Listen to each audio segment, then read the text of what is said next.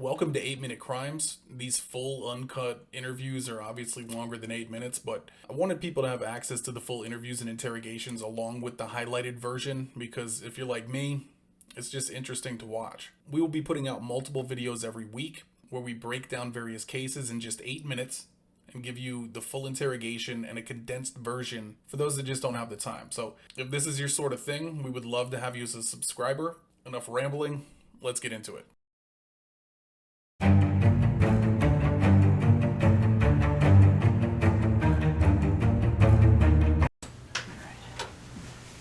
Have a seat there, Russ.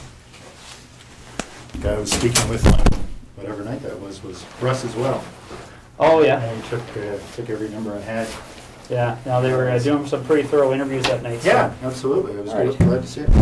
I'm just going to move your gloves here. That's a little microphone, just to make sure there's nice and clear. As you can see here, everything in this room is videotaped and audio taped. Check. You ever been interviewed by the police in a room like this before? I Or? have never been interviewed like this. Oh, no? Okay. No. Let's get this set up here. I guess the closest interview by NIS for top secret clearance. Oh, yeah? All right. Well, again, Russell, I appreciate you coming in. An investigation like this, I mean, I'm sure you can appreciate it's been big news, especially down Belleville way. And, you know, obviously our approach to cases like this is that we don't give up on somebody being alive until we get evidence that they're not. So because of that, we're treating Jessica's case as an emergent situation, obviously. Yeah. So we're fast forwarding things that we might normally take our time with. And that's why we're here on a Sunday afternoon. Sure. So again, I appreciate it. Okay. We're going to do a pretty thorough interview today. Okay. And the reason for that is because the last thing we want is to be calling people back again and again and again. Okay. So what we're going to do is we're going to go over a number of things, and I'm going to explain what all those are to you. Okay. I'm a big coffee guy. I don't know if you're a coffee guy or I am not, a but I coffee didn't guy, want to actually, drink in yeah. front of you. So No, I appreciate that. all right, go ahead. I could definitely, are they black? Yeah, they're just black with sugar. I could definitely take them. I just started my so I probably have it a little bit. Started your what, sorry? Gum, just Oh, first piece of gum. Well, there's napkins there if you want to toss it or whatever. I appreciate that. All right, and again, like I said, this interview is going to be very thorough. But again, I have a simple rule when I talk to people. It's I'm sure you're the same way. I treat everybody with respect. I don't want to ask you to do the same for me. So what we're going to do is we're going to start off by going through what your rights are. Okay? Just like everybody else. Okay. Have you ever been read your rights before? No. Yeah, I'm sure you've seen it on TV a whole bunch of times, but that's usually the American version. So I'll go over with you briefly. Okay. Basically, in Canada, as you know, I'm sure, is we all have our rights guaranteed under the Charter of Rights and Freedoms. Right. Okay. Now, Russell, just to avoid any confusion, because people do get confused when they're talked to by the police, is that you're obviously not under arrest here today. Okay. Yep. Anytime you feel you want to leave here, you feel free to do so. The door's not locked. Teresa will walk you down the lobby anytime you want. Okay. If there's anything that comes up in our interview today, Russell, that you feel you want to talk to a lawyer about, you just let me know. Okay. Sure. And the reason for that is I want to explain to you exactly what's going on here. Okay. Jessica Lloyd is one of 4 cases that we're currently investigating. Okay. Right. And essentially what's happened is over the past about 4 or 5 months, there have been 4 occurrences that, like I said, that we're looking into. 2 of those occurrences occurred in September of 2009. And very briefly, they were up in the Tweed area. They involved somebody entering 2 different women's houses in the evening hours and committing acts. Okay. In November of 2009, a young lady by the name of Marie-France Como My people. was found murdered in her home in Brighton. And we believe that there was a component to that crime as well. And then most recently we have Jessica Lloyd's disappearance. Okay. So essentially, when you're looking at those kind of crimes, we're looking at a number of different potential criminal charges. All right. Absolutely. We're looking at issues all the way from the most serious one, which is first-degree murder, kidnapping, break and enter with intent to commit, forcible confinement. Okay, And so what I want to make sure you understand, and this is what we've been doing with everybody we've been talking to, is that clearly when we find out who's responsible for one or all of those crimes, they could be charged with one or all of those offenses, okay? Whether it's you or whether it's anybody else, right? Absolutely. And that's why it's important that we make sure that people understand what they have to do and what they don't have to do when they're talking to us, okay? So as I said before, any point today you feel the need, you want to speak to a lawyer, you let me know, and we can take you to a room where you can do that in private, okay? Okay. Do you have your own lawyer? I have a realty lawyer, but Okay. no, I don't have a lawyer. All right. If at any point you want to make that call and you don't know who to call, we have a phone list of lawyers that are available to give you advice free of charge right over the phone. Okay. So again, if at any point today you want to take advantage of that, you just let me know. Sure. Is there any reason you want to call a lawyer now? Nope. Okay. A couple other fairly simple and straightforward things that you probably understand, but again, we go over them to make sure everybody's clear, is that you don't have to speak to me today, okay? Okay. And the reason for that is because the law considers me to be what we refer to as a person of authority, okay? Probably similar to what you may be considered to be on the base. Yeah. And because of that, I can be compelled to appear before any judge in the country, basically, to account for what takes place here today between you and I, okay? Sure. And that's the reason why everything's recorded, Yeah, because there can't be any more accurate record than that, right? So, No, understood. and the other thing I want to make sure you understand is that, you know, you mentioned a second ago about Miss Como being one of your work associates. So I don't know what's happened since November on the military side of things, but what we want to make people clear on is that if you have been spoken to by any person in authority or any police officer about any of those cases, I don't want what they may have said to you to make you feel influenced or compelled to say anything to me today, okay? Whatever you might have felt influenced or compelled to say to them earlier, you don't have to repeat it to me and you don't have to say anything further, okay? Okay. But obviously what you do say, you know, for the third time is being recorded, right? So, Understood. These first two attacks happened not that far from my place in Tweed. Well, the second one did. yeah, We didn't even know the first one had happened, but I understand that was reasonably close as well. But the second one was very close. yeah, So certainly at the time, the OPP did a door-to-door. Yeah. Within a couple of days, probably the same night. So I spoke with a couple of guys then. okay. Yeah, and I'm aware of that from looking at the different cases. And essentially, Russell, in a nutshell, that's what we wanted to talk to you about. Okay, those four cases are of concern to us, and you know, you've kind of almost hit the nail on the head about some of our issues that kind of make us want to talk to Russell Williams. Okay, because essentially there was a connection between you and all four of those cases. Would you agree? Geographically, And then I guess or I drive past. Yes, I would Yeah. have to say there's a connection. Yeah. yeah, and that's why I'll be quite frank with you. That's why things kind of evolved when the officers talked to you on Thursday night. Okay. We kind of went from there because when I think you discussed with them the fact that you were a colonel Yeah. at the base. I was in uniform at the time, so. Yeah, so pretty obvious, right? Yeah. So essentially, then the connection with Miss Como Yeah. was made, and I believe you're a door or two down from one of those two incidents I think in Tweed. 3 doors down. Yeah. Yeah, Very close. Absolutely. yeah, exactly. So those are some of the issues we wanted to discuss with you. Yeah. Okay. So just getting back to these four incidents that we're talking about. Maybe you could just give me a little bit of history as to your arrival in the base in Trenton. When did you start working there? Friday on the day I was.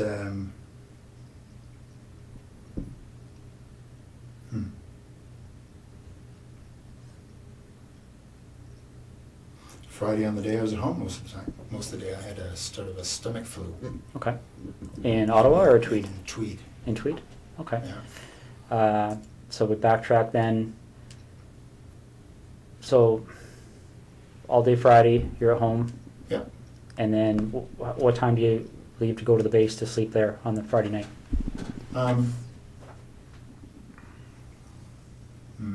Not sure. Probably just went in for just before bed. So I probably left Tweed at between 8 and 9 or so. Okay.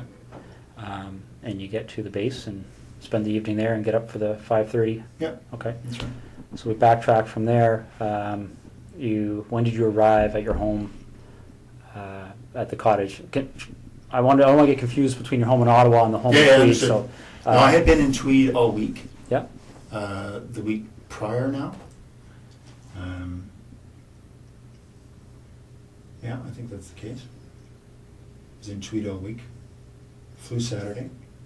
Headed to Ottawa Saturday night. Okay. So if you didn't have the stomach flu on the Friday, what was your I think schedule it was that something day? like 8, really. Okay. What would have been my schedule? Just a standard schedule in the office. Okay. So, office brief in the morning, a couple of meetings.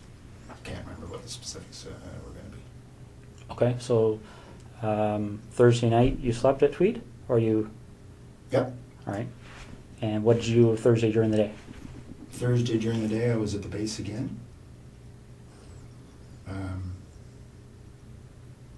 I think it was a fairly standard day. I can't recall exactly, but yeah, nothing. I was not flying, so I was at the base. So I would have gone in early in the morning, back in the evening again. Okay. Do you remember what time you left the base that night?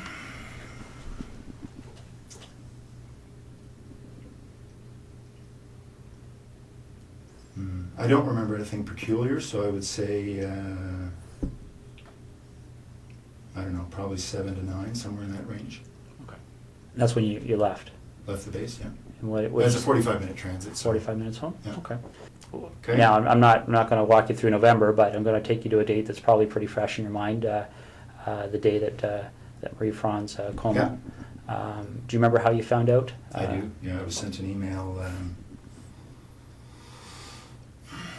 Well, as soon as the ops staff and the base learned, they told me.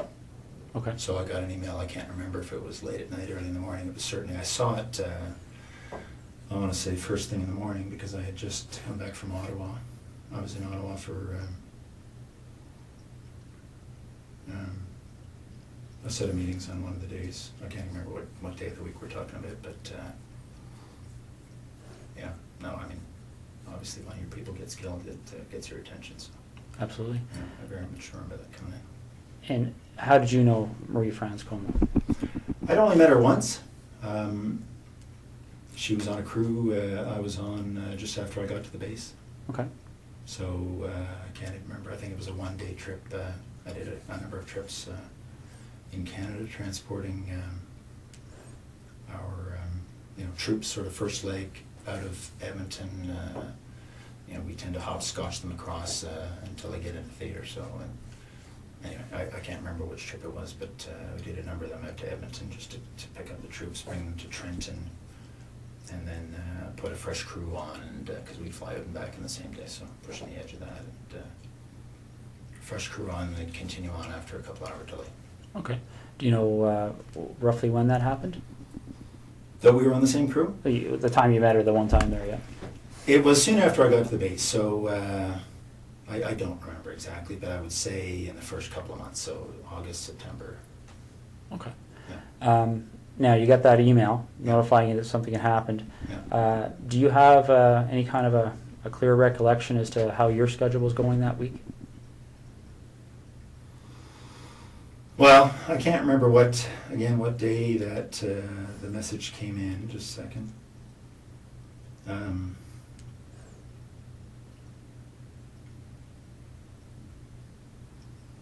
No, I can't remember what day of the week, but I'm just thinking there was a whole bunch of activity spun up as a result, obviously. No, I can't remember the day of the week.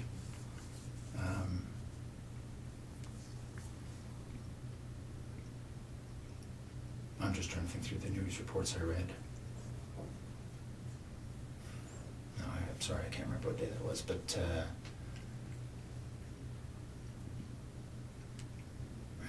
what we learned after the fact was that the MPs had learnt of her death, I think quite a bit after her body had been discovered. Okay. So I think what happened, sorry, just a second.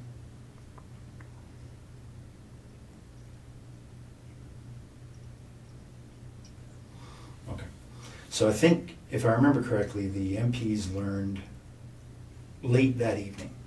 Can't remember when, obviously, her body was discovered. It was probably in the news reports. But so they learned, and then they passed it to ops. So they immediately passed it to me. Okay. The MPs work for the wing operations officer, so they go, through their chain of command, and then as soon as the duty watch officer had that information, she advised me. Okay. So again, that particular week. Along with some others. Right.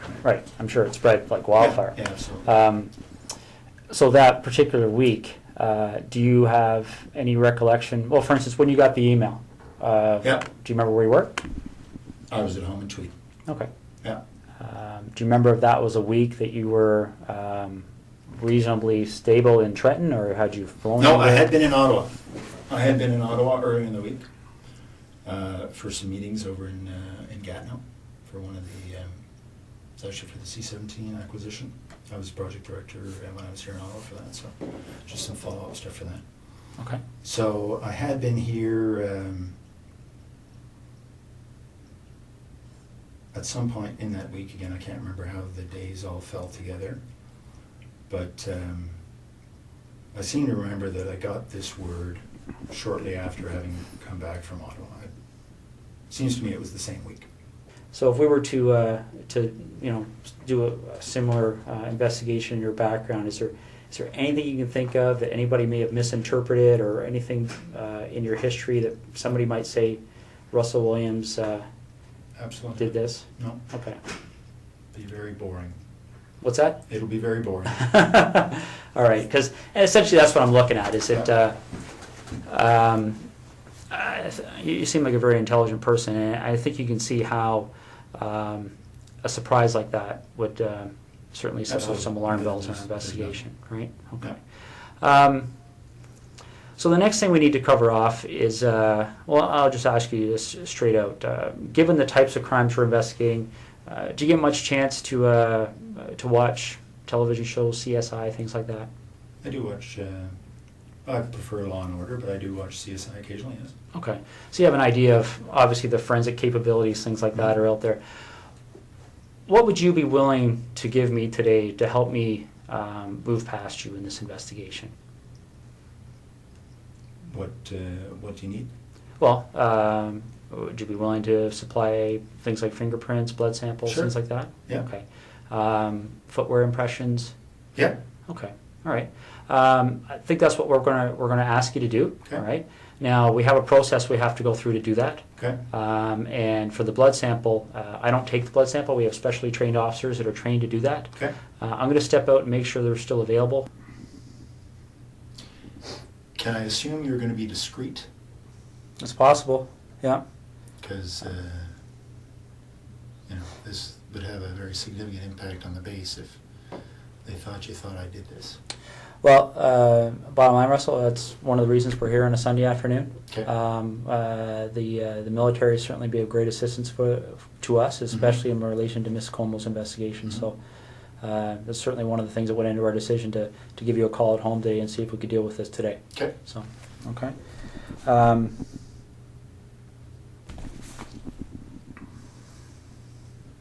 Because it's tough to undo the rumor mill once it gets started.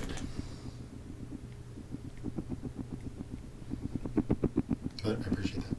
Okay. Now that you've had some time to, I know we've been throwing a lot of things at you here, but now you've had some time to think about things. Is there anything that you're concerned about that buccal swab matching in any of those 4 residences? Is there, I guess, let me explain what I'm getting at here, Russell, okay? This is a significant investigation, as you can well imagine. Yeah.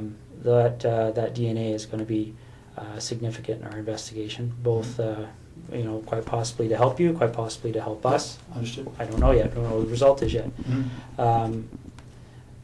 And I'll go back to the example I gave you because it's a very similar issue, I think. And you talked about the idea of discretion here. Okay. Mm-hmm. You talked about the idea that I think hopefully you appreciate the fact of how we approached you here. Yeah, absolutely. And essentially, we have no issues with that. Okay. We talked recently about the whole idea of any unusual sex acts in your history. But another thing that can often happen in cases like this is that people become concerned about things like extramarital affairs, indiscretions along those lines. Is there any contact that you may have had with any of those 4 women that you may not want your wife to be aware of? Anything like that that we should know about to try and explain why, if your DNA is found, it would help us understand why it may be there? Absolutely not. Okay. Can you think of any reason why we would find your DNA in any of those residences? Let's focus on, well, for instance, house, I believe. Let me just check the name there, make sure I've got the right address. I'm talking about the house that was just a couple of doors down from you there in Tweed. A couple of doors down was the, Lori. I don't know her last name. I don't know. Mazzacati?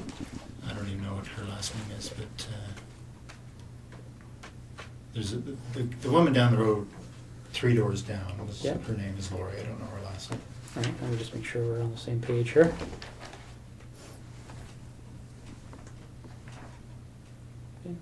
My understanding is she lived at 76 Cozy Cove. Yeah, so she would be the one, the second one, the second incident on your road there. Yep. A couple of doors down. Ever been in her house? No. We met her once, I think the first summer we were there, so in 04. Okay. And that's what I'm getting at. Again, this is a credibility issue, right? Yeah. Because I don't want to come and see you 2 weeks from now and say, Russ, our CSI people were in that house. And are you familiar with how DNA works? I think broadly, yes, I would guess so. One of the challenges we have in 2010 with DNA is it's become so precise that I guess the best way to explain it is I can think back 15 years ago when I started in violent crime investigation. Yeah. For us to get a DNA match, the sample we had to find was, probably would have filled half of one of these cups. Because they destroy so much of the sample in the testing. Okay. Essentially, DNA has become more and more precise to the point where when you and I walked in this room earlier today, we could have sat down, talked for 30 seconds, walked out. CSI officer could have come in 3-4 days from now, done some swabs here, and he would have found your DNA and my DNA, and probably a lot of other people's DNA. Sure. A little bit gross to think about, but essentially, as we talk, a little bit aspirate comes out of our mouth that contains our DNA, our bloods, or our skin cells contain our DNA, and that's what I'm getting at. If you were ever in Lori's residence, quite possibly, quite innocently, your DNA could be in that residence. Has there ever been a time you've been in there? No. Okay. What about the other lady down the road on? I hadn't even heard that name, so no, I don't actually know who that was. Okay. Have you ever visited Marie-France Como at her residence? No. Okay. All right. So you're quite positive there would be no reason why your DNA would be in any of those 3 locations. Okay. Did you know Jessica Lloyd even in passing for any reason? No, I didn't hear her name till it was on the news. Okay. And the reason I'm asking that is because I know you were asked that question on Thursday night, and sometimes what we find, and again, this is one of those situations that can sometimes cause us to get into a lengthy investigation as somebody that maybe doesn't deserve it. But what can happen sometimes is somebody gets stopped by the police like you did, and they get asked that question, and people, when they're stopped by the police, they can be nervous, okay? So they blurt out an answer, and then they start driving away, and they go, oh, why did I do that? Because the problem is that once they get asked again, then they feel compelled to maintain that answer for fear that if they change their answer, somebody could find it. You understand what I'm saying? I do. Okay. So I want to make sure that's not happening here. I don't care what you said to the officers on Thursday night last week.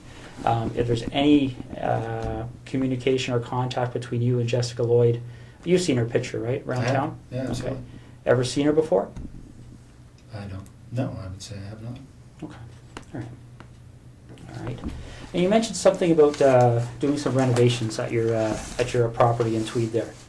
I think you said something earlier about tearing up carpet. Correct me if I'm wrong, but Oh, yeah. okay. When did all that happen? In 2004 or 5. Okay. Any recent renovations? No. Okay. All right.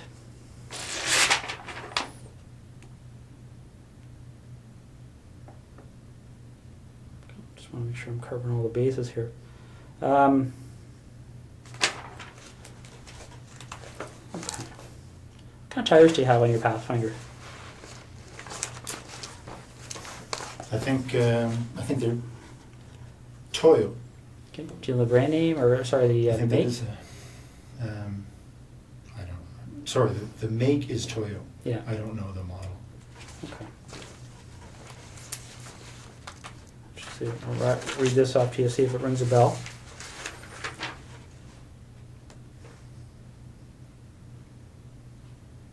Ever heard of, does Toyo Open Country HTS That sounds make any right. sense? Yeah. Okay. When did you have those tires put on your Pathfinder? Well, it's the second version we've had of them, so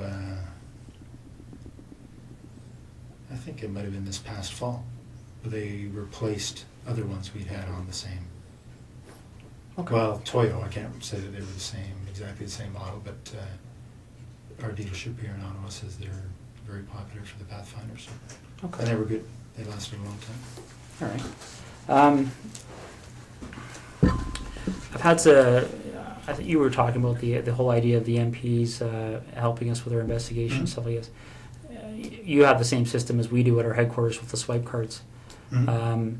One of the things one of our investigators did is they made a call while I was talking to you there because we were trying to work through that week of the 23rd of November. Okay. 23rd being the Monday, 24th being the Tuesday. Okay.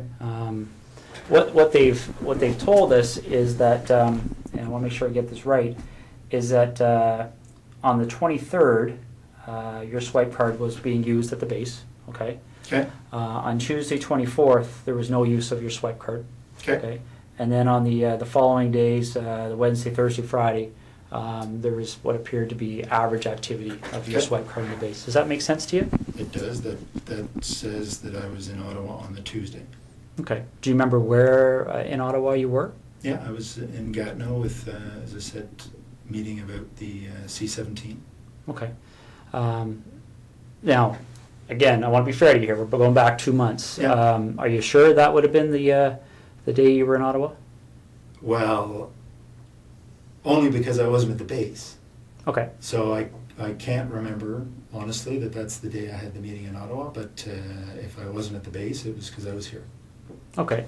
Now, if that is the day you had a meeting in Ottawa, do you remember being at the base on the Monday, the 23rd, and swiping your card in and out? Do you remember what you would have done that evening to get to Ottawa for that meeting? Like, would it be... I drove to Ottawa in the morning of the day of my meeting, so if it was the Tuesday, then I would have left Tweed. It was a very foggy morning Okay. that morning. And I drove in that morning. Okay. So I would not have been at the base the day I was in Ottawa, because the meeting started at 8:30 or something.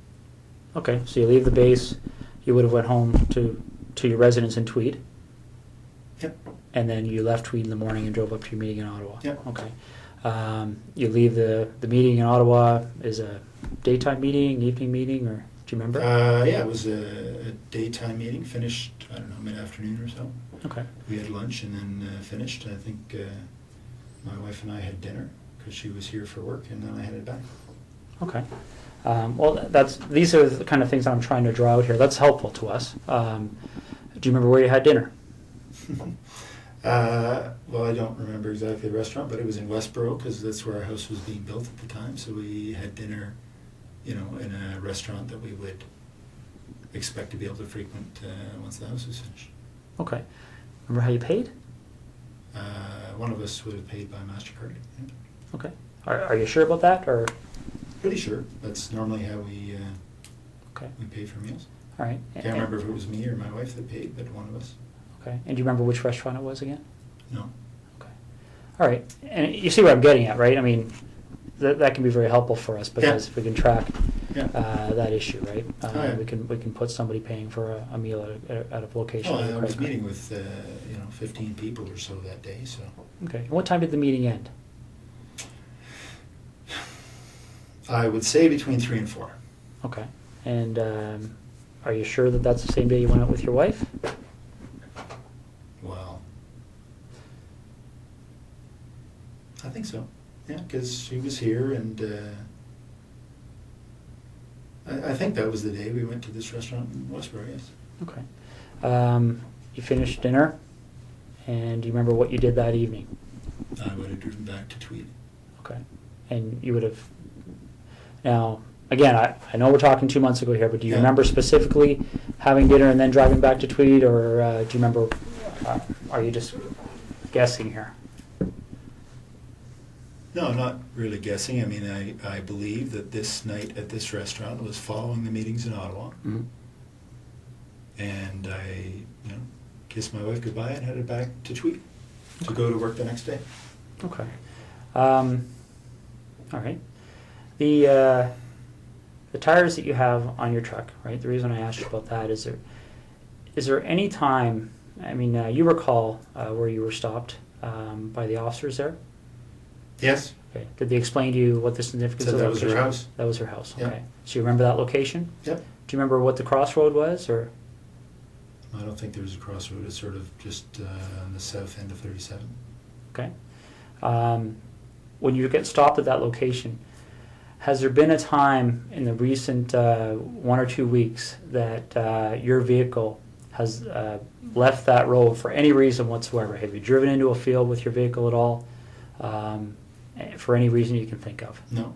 Okay. Because I want you to rack your brain here. This is important. So, Yeah. is there anything you can remember doing that would have caused you to drive off the road No. at that section of roadway? No. That's my early.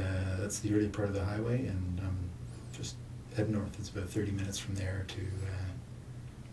Probably 20 from there to my house. Okay. Would it surprise you to know that when the CSI officers were looking around her property, that they identified a set of tire tracks to the north of her property? Looks as if the vehicle left the road and drove along the north tree line of Jessica Lloyd's property. Okay. Okay. They took they examined those tire tracks.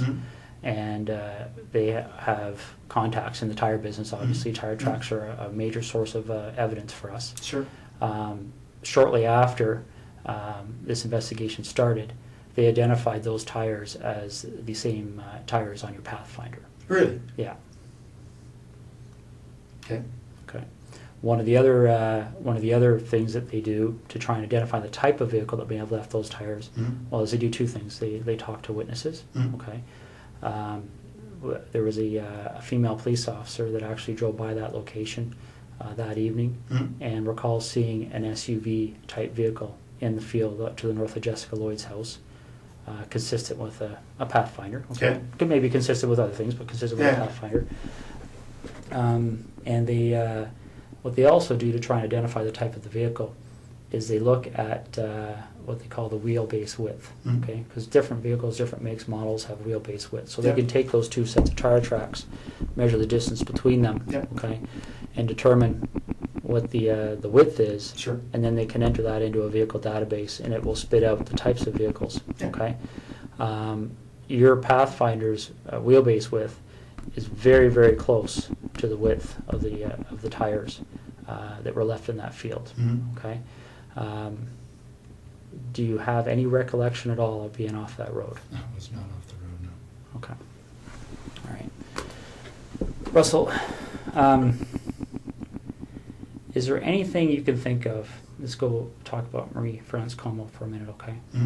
Is there any reason at all you can think of that during our investigation, obviously we're searching computers, things like Blackberries, right?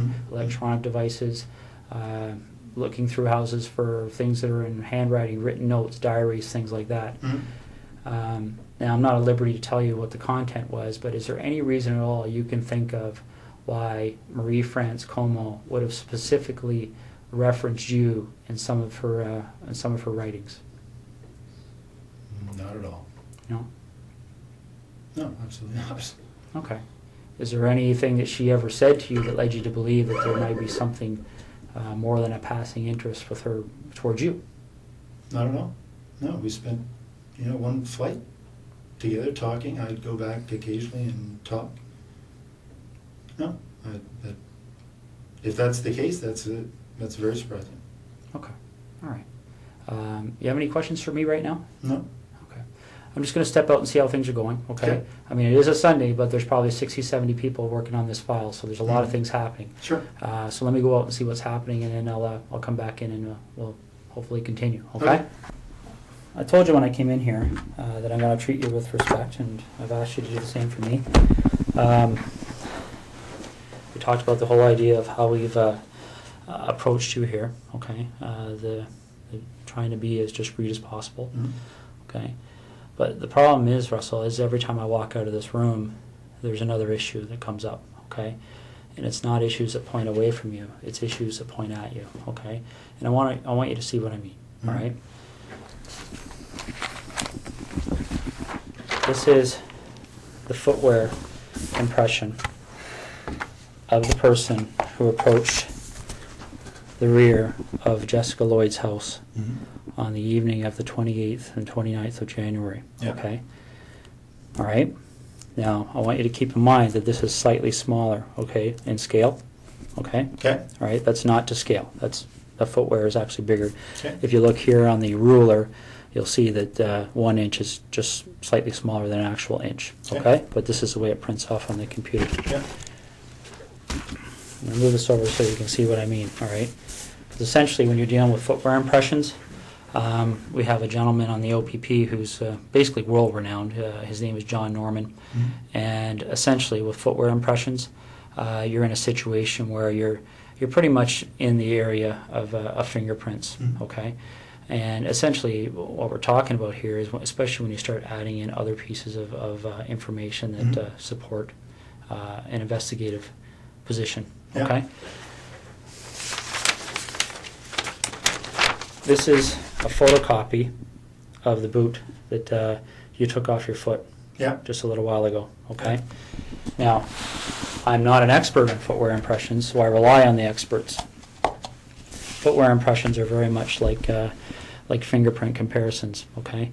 You take a look at this print, and again, this is one print. This person walked through, there's several different prints to compare, so we're going to get features off of one print to compare, features off another print to compare. Yeah. These are identical.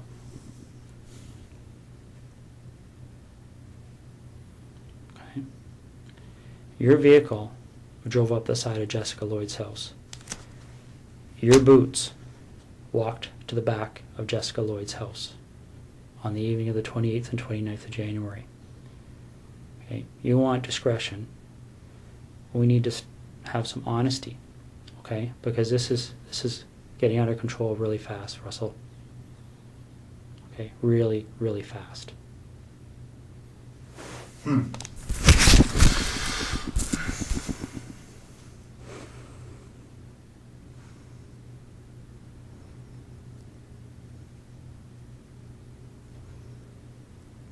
This is getting beyond my control. All right, I came in here a few hours ago and I called you the way I called you today because I wanted to give you the benefit of the doubt. But you and I both know you were at Jessica Lloyd's house, and I need to know why.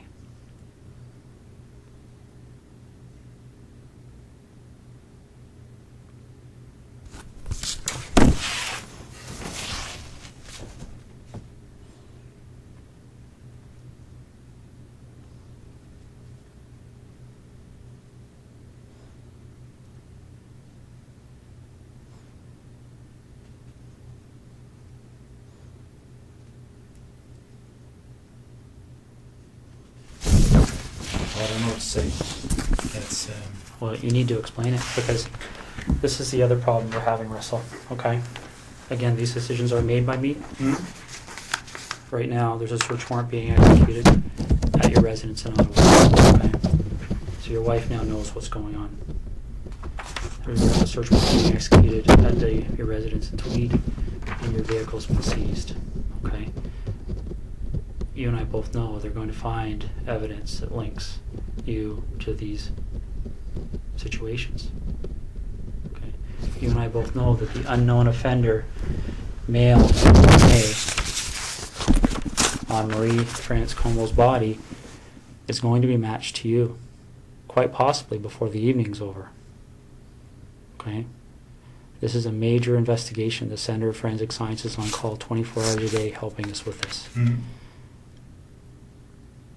Your opportunity to take some control here and to have some explanation that anybody is going to believe is quickly expiring. Mm-hmm. Okay? We're applying, the investigators now applying for a warrant to search your office.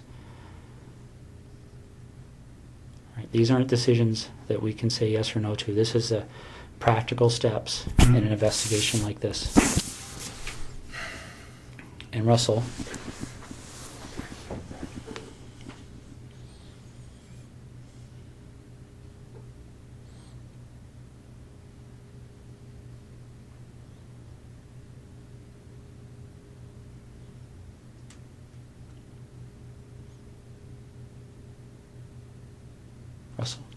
Mm-hmm. listen to me for a second, okay?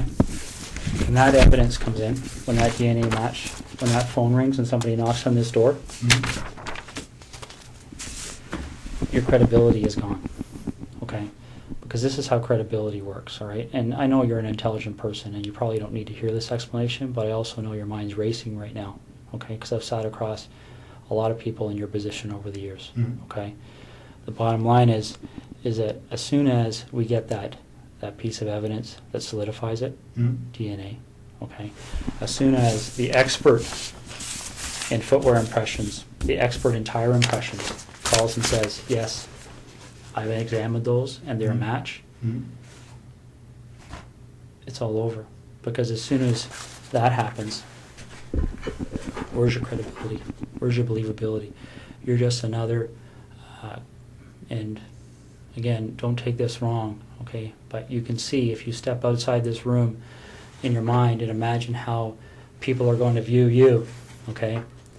If the truth comes out after the clear evidence is presented to you, when you finally go, okay, I'm screwed now, Mm-hmm.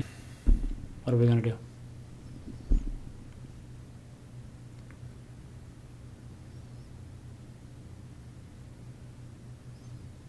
Russell, you know there's only one option. What other option is there? What's the option? Well, I don't think you want the cold-blooded psychopath option. I might be wrong. Okay, because don't get me wrong, I've met guys who actually kind of enjoyed the notoriety, got off on it, got off on having that label. Bernardo being one of them. I don't see that in you. If I saw that in you, I wouldn't be back in here talking to you, quite frankly.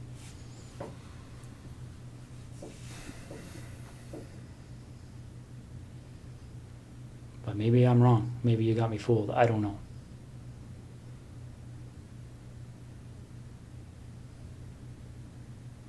This is over.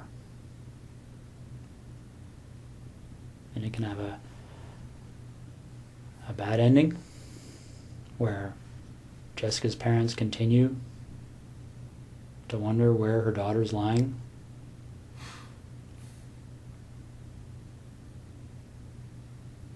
And I don't know. I mean, obviously, there's a huge search still underway, and it'll continue. It'll continue until her body's found. That might even happen tonight, for all I know.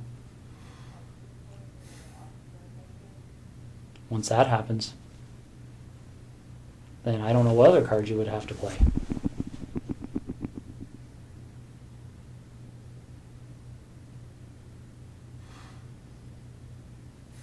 What are we going to do?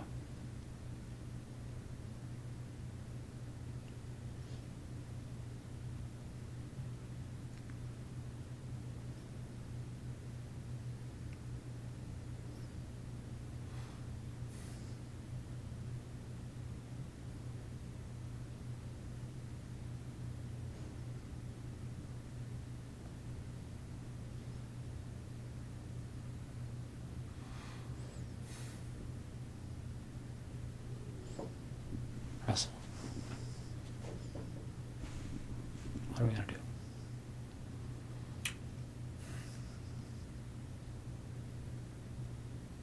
Call me Russ, please. Okay. What are we going to do, Russ?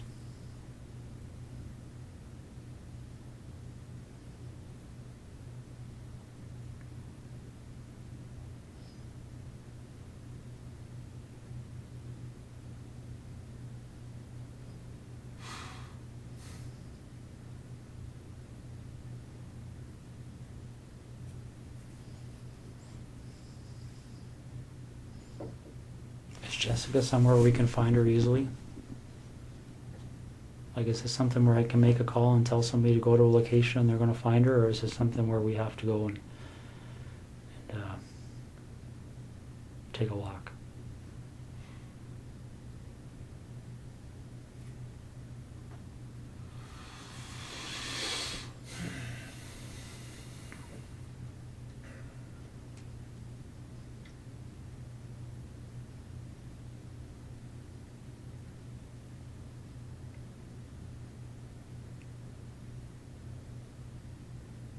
Which direction are we heading in here?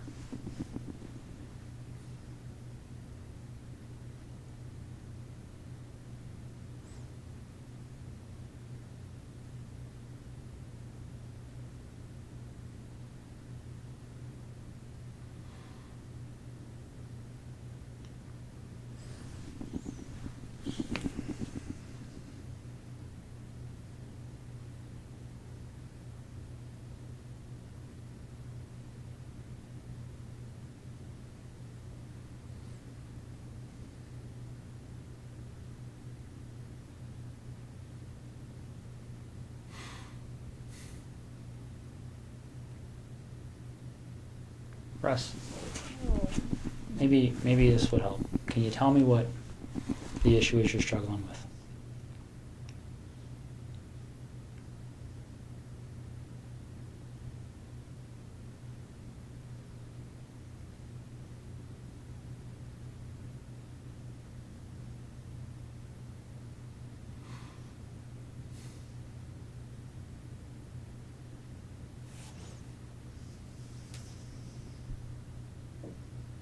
What's the issue you're struggling with?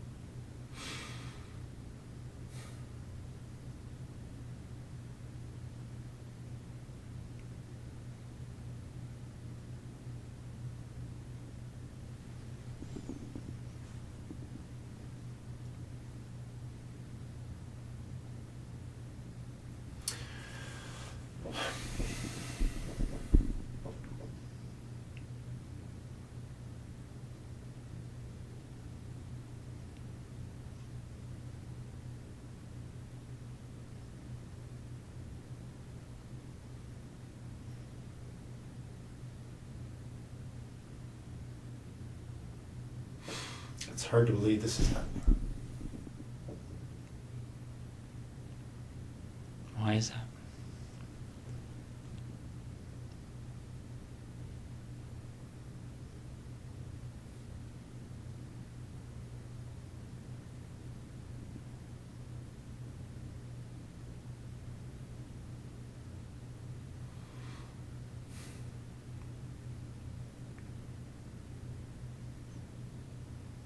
Why is it hard to believe?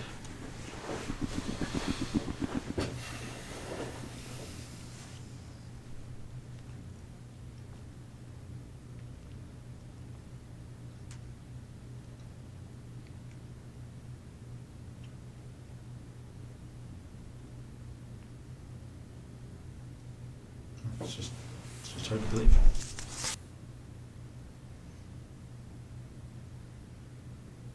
Whose decision was it?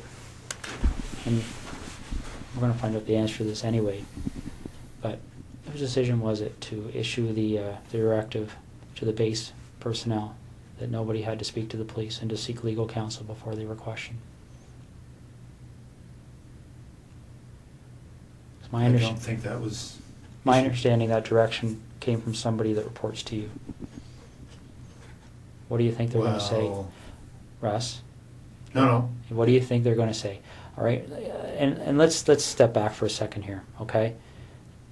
I really don't think it benefits you or makes you look any better to start debating the little issues, No, okay? but that is news to me. Okay. I have a legal officer that reports to me Yeah. who may have given that direction.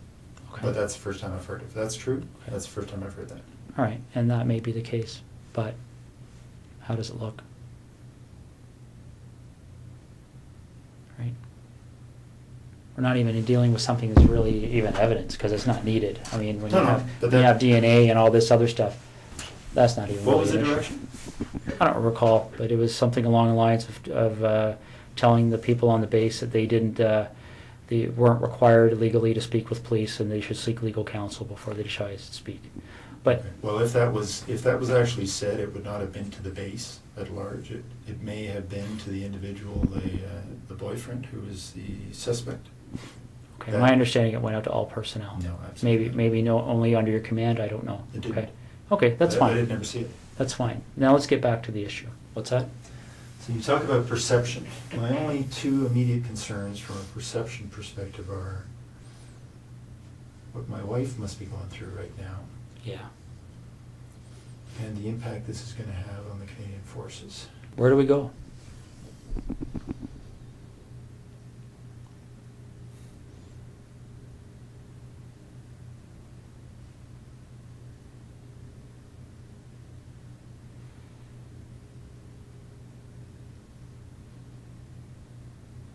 Russ, is there anything you want from me?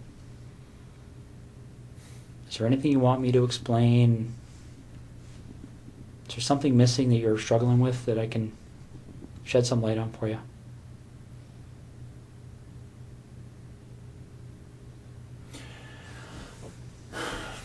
I'm struggling with how upset my wife is right now.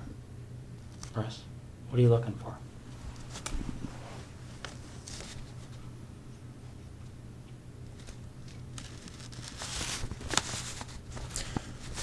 I'm concerned that they're tearing apart my wife's brand new house. So am I. But if nobody tells them what's there and what's not, they don't have any choice. Computers will be brought to Microsoft in California. They'll be picked apart. You can't erase things from computers.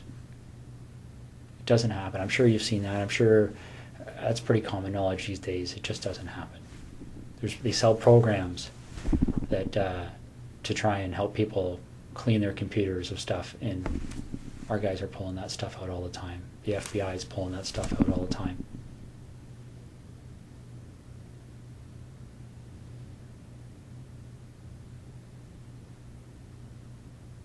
This investigation will end up costing no less than $10 million.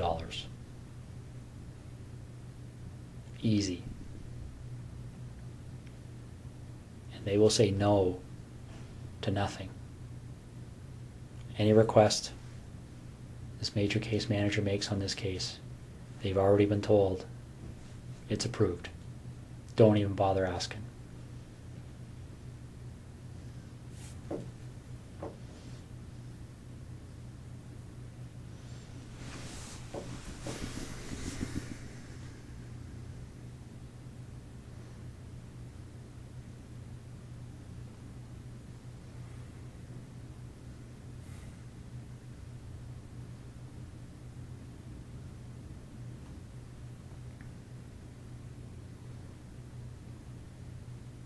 So what am I doing, Russ?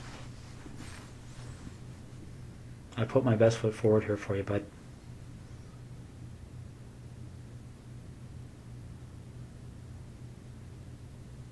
I really have. I don't know what else to do to make you understand the impact of what's happening here.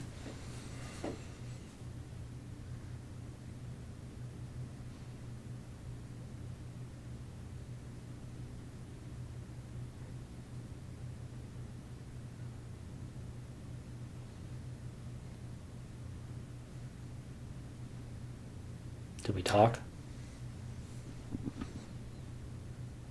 to minimize the impact on my wife. So do I.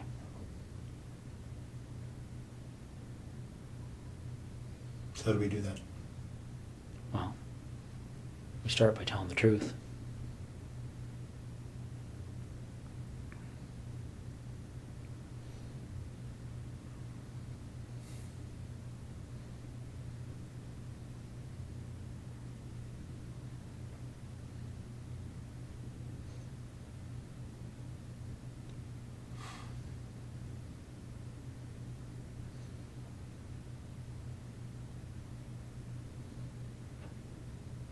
Okay.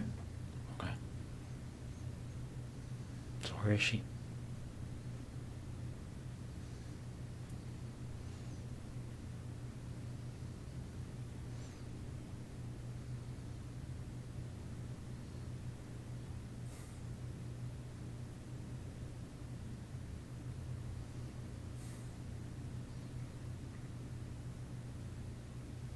Get a map. Is she close to where she lives? I've got maps of that general area.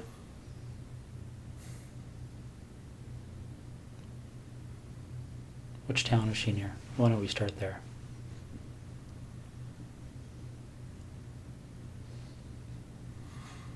I'm not sure if you give me a map of that covers Calabar down to the highway and over to Tweed and south, I'll show you. Let me see what I got here. I might have something. Is she inside, outside?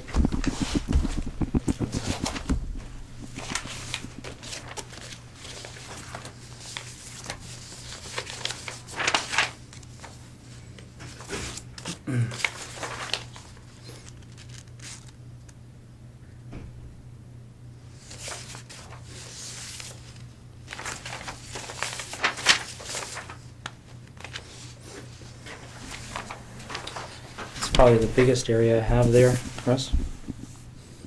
Yeah, you need more. You need a real map. So where am I going on here to get to her? In this block here. Okay. So you're pointing to. A detailed map of that area, and I'll show you where she is. Okay. Is she close to a road? Yep. All right. Is it something where is she buried, or is she somewhere where if you walk there you would fairly easily see her? It's here. Okay. So she's south of 7, east of Tweed, Mm-hmm. west of 41. Mm-hmm. And what's this road here? Not sure. Neither am I. Okay. I'll be right back, okay? Do you want any water or anything? Sure. Okay, I'll be right back. How long has she been there for?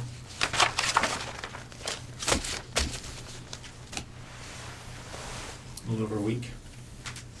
Was it fairly quick from the time she left? Friday night. Friday night? Yep. So where was she between Thursday night and Friday night? In Tweed. With you? Yep. How long was she alive for?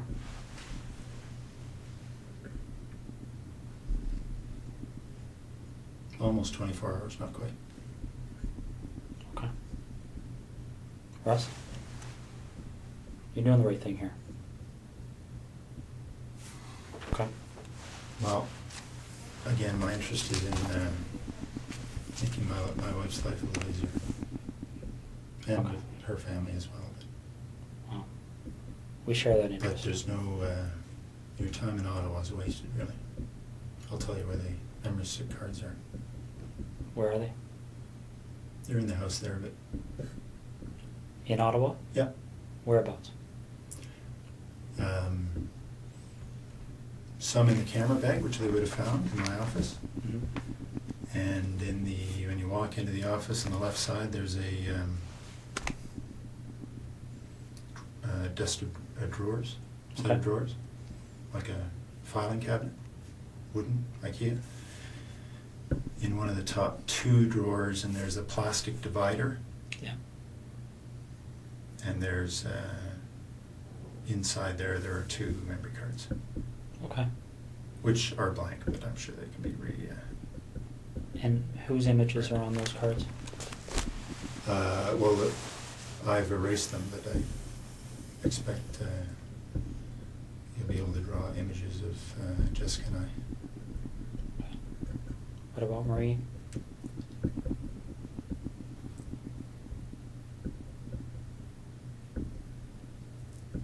There may be images on there as well. And the two women from September? Yep. Okay. Do you have those images stored anywhere else?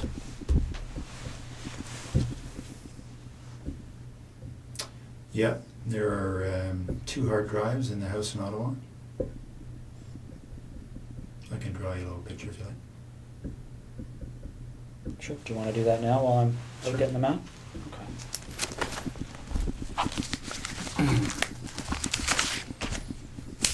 Want anything to eat or anything? Leave that with you.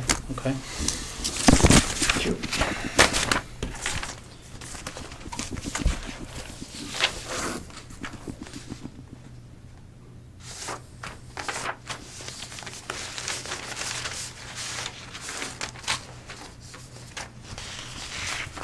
But I do want to talk to you, Jim. That's the plan. Okay.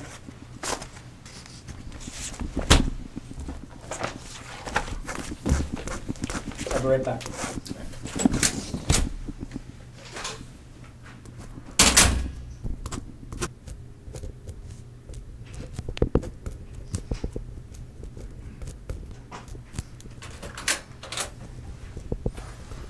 How you make it up there?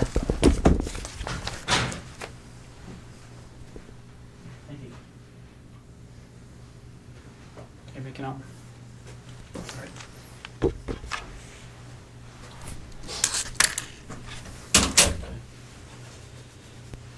Somebody running around looking for an actual map, but I did the same thing with the Google Maps. We just have to load them up a little bit more.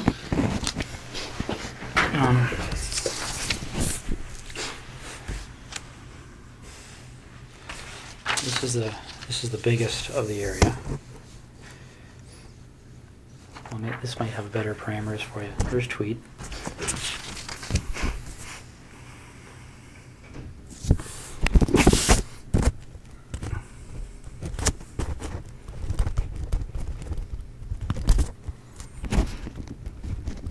.7 kilometer from this intersection on the side of the road. And what road is that? Carey? South of, can't read that word. East Hungerford? Does that make sense? Oh, there it is there. Okay. How far off the road is she? 40 feet. Is she covered with anything? She's wrapped up. In She's what? on the surface. Just a gray something or other cover. Okay. Barry, the obvious question I'm going to have for you is, when they go there, and they'll be there shortly, they're going to find her? Oh, yeah. Okay. I'll be right back. You look like you want to say something. Just that this place, my wife, it's been a dream for the better part of a year, so I'm keen to get them what they need and so they can leave her alone. Okay. Well, we're going to do our best to keep that as low key as possible. Okay. What do you want to talk about? Because it's pretty wide open now, eh? Yeah. What do you want to know? Well, do you want to work forwards or backwards? Doesn't matter. Why don't we start with Jessica? Okay. How does that start for you?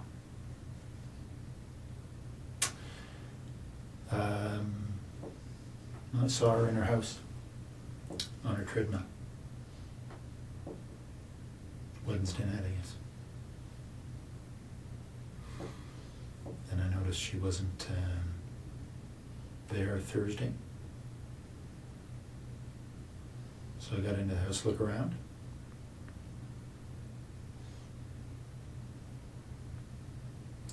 Then, and then left. Noticed she'd come home. So I went back in. Through the back patio door while she was sleeping.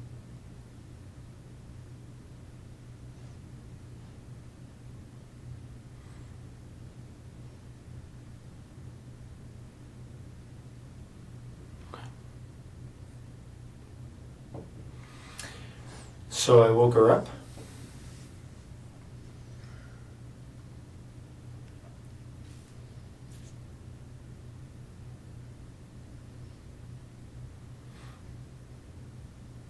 Didn't hit her. She only hit her once. Friday night.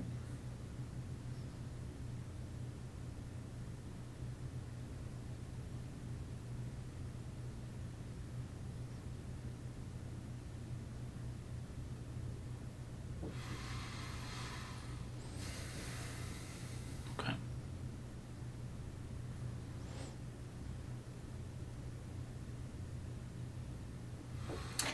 Well, so I raped her in her house, and then I took her to the car and took her to Tweed.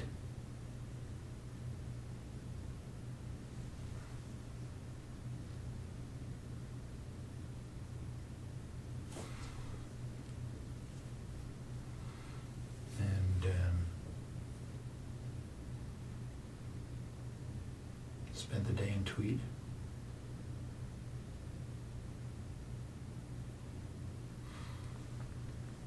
And then I hit her as we were walking. She thought we were leaving.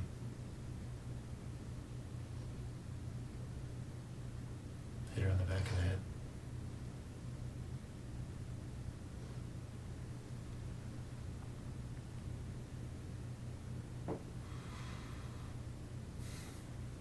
Okay. Anything in particular? Well, what did the hit on the back of the head do?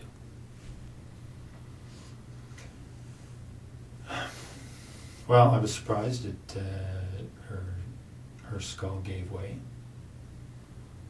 She was there and immediately unconscious.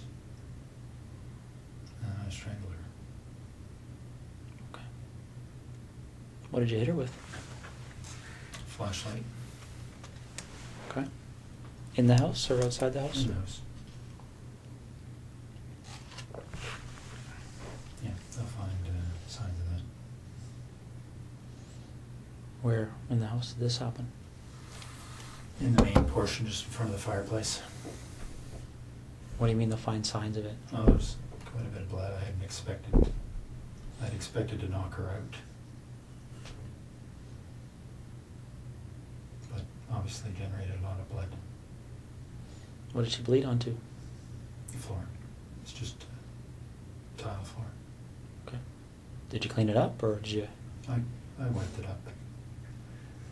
I know it'll be easily spotted. What makes you think that? Like, if I walked in that house right now, would I see it? You wouldn't see it, not at all, but, you know, the right signs will show it, I'm sure. Okay. So when that happened, did she have clothes on or was she naked? Yeah, Or? she was dressed. Okay. So when we find her, is she gonna have those clothes on too? Yeah. All right. Okay. Marie France Como.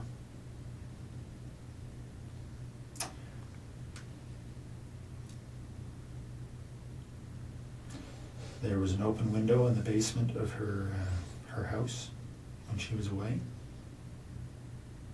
I went in there a couple of nights before she came home. Looked around. I went back in there late at night when she was at home. She was on the phone in her bedroom.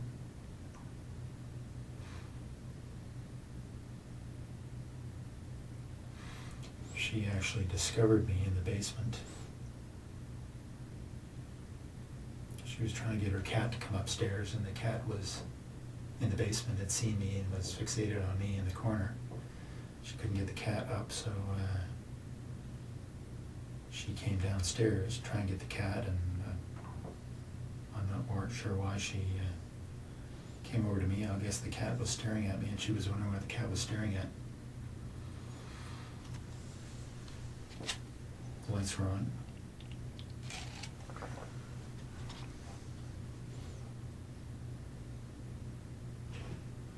So when she spotted me, I had the same flashlight. I subdued her. Tied her up, brought her upstairs.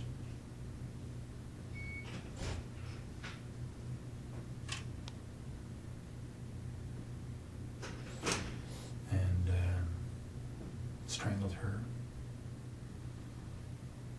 later in the morning. Well, more suffocated her. Right. Some tape.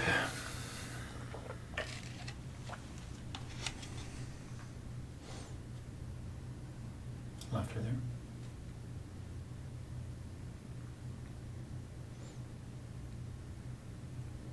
How did you subdue her? And when you say subdued her in the basement, what did you do? Well, I had the same flashlight, and you know, she saw me right away. So it was just I hit her a couple of times and around her head, try and knock her out. Didn't, but she was bleeding a little bit.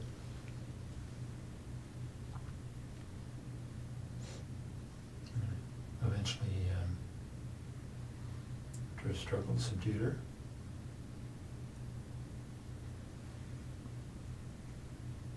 Okay. Any blood from that struggle? Oh yeah.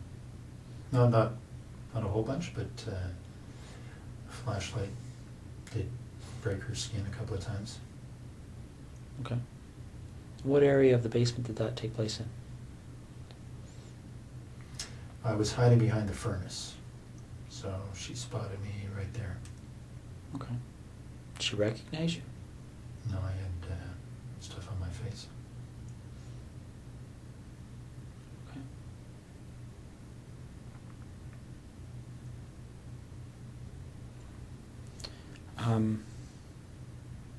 So then you go upstairs, and you said she suffocated? Well, I suffocated her. I put tape on her. I put tape on her mouth, and then I put tape on her nose and held it there so she couldn't breathe.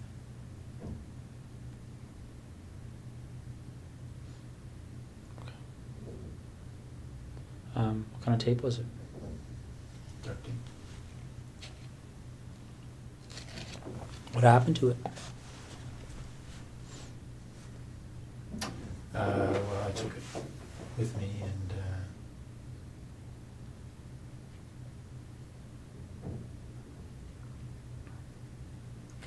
can't remember what actually I did with that tape, but probably threw it in the garbage. Did you use tape for any other purposes?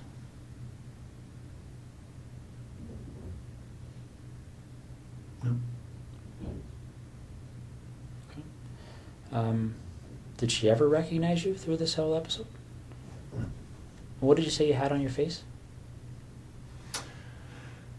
I had just a cover for my head, just a, a sports, pullover type, like just a little cap kind of thing. Okay. Just a, can't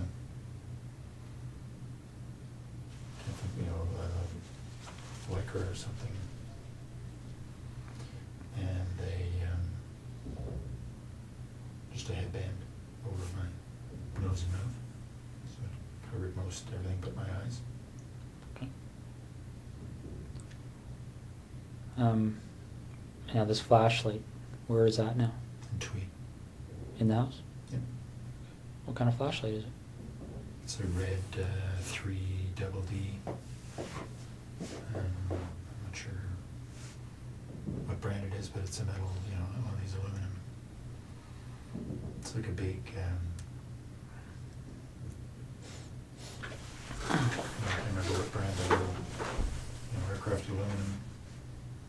flashlight's already still around. Anyway, it's a bigger one of those. Did you take anything out of Marie France's house or Jessica Lloyd's house? Yeah, some of their underwear. Okay. That's all. And where is that?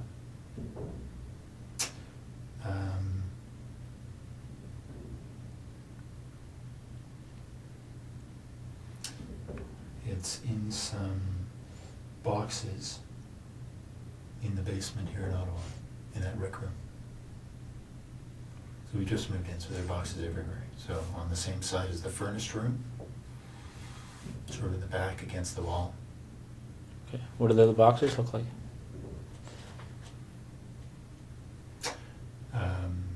I think one's a scanner, the box for my scanner. Mm-hmm. They're all right next to each other, so a quick look through the boxes there will find it. Okay. How much underwear is in those boxes?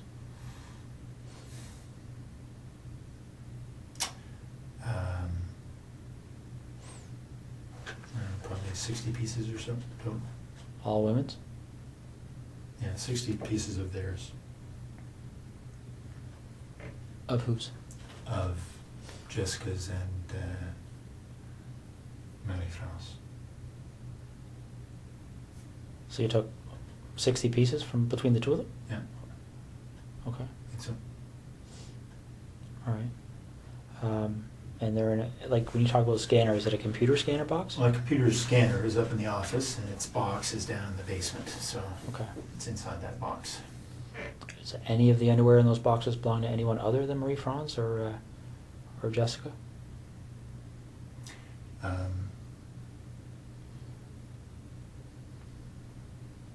Yeah, there's some from each of the other two women. Okay. Why don't we talk about those two women?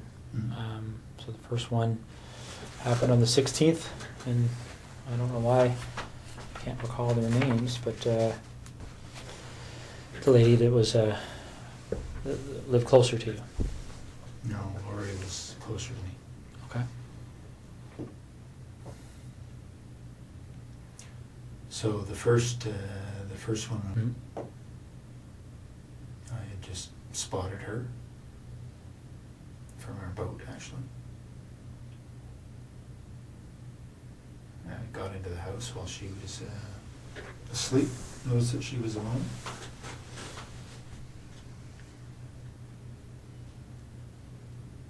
And just hit her with my hand while she was sleeping.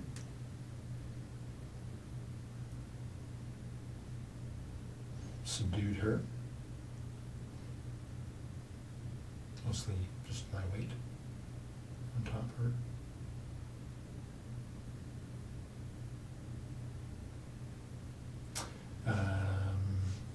Had her take off her pajamas. Took some pictures. Took some of her underwear and left.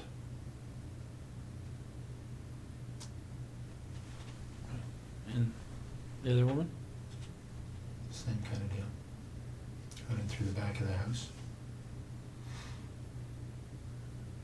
She was sleeping in her, not in her bedroom, but in her, in front of the TV.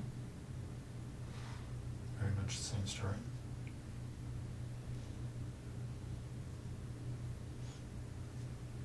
Anything different about that story?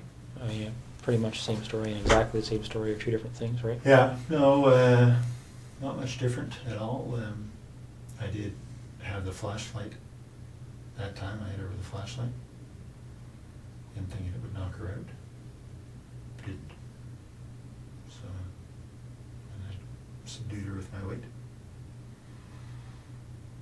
Took off her clothes, took some pictures, and left.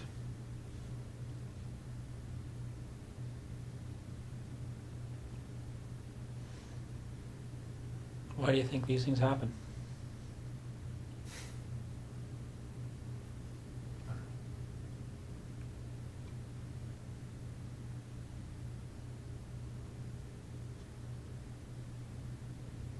Oh. Have you spent much time thinking about that? About why? Yeah.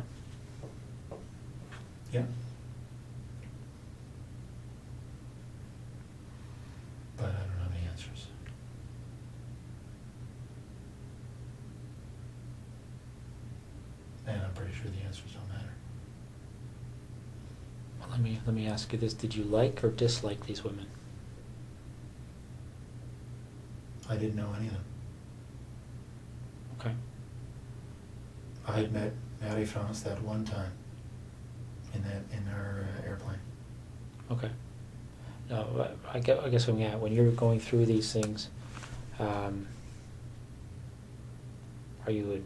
Well, let's talk about Jessica, because she was there with you for the whole day, right? Mm-hmm. What kind of feelings were you experiencing while you were with her that day?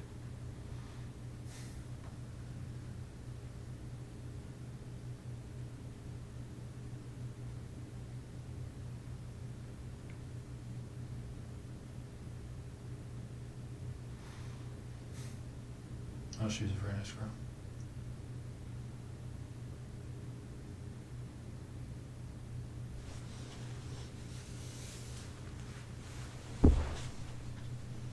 Can you tell me why you killed her? Right? Do you know why you killed her? Well, I think I killed her because I knew that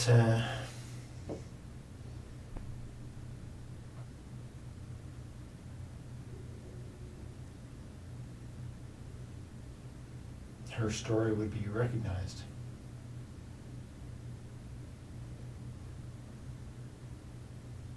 Her story would be recognized? How do you mean? Well, because she knew I was taking pictures.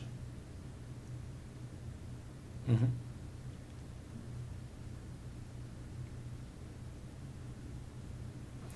So because of the two stories in Tweed, that would have been a fairly, been quite obvious. So if you didn't take pictures, what would you have done with her? I don't know. I mean, she's at your house, right? Well, let me ask you this. Is it 2 lived, right? And 2 died. What was the difference in your mind between? Well, the attention the first 2 got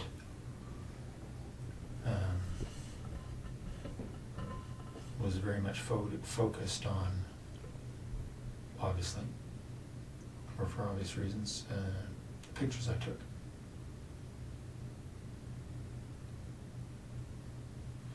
So anybody else telling stories about pictures, right, would have been a fairly straight line.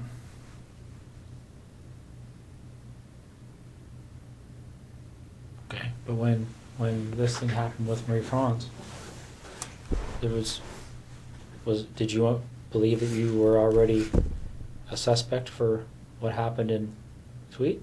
No. So what were you concerned about? Well, because I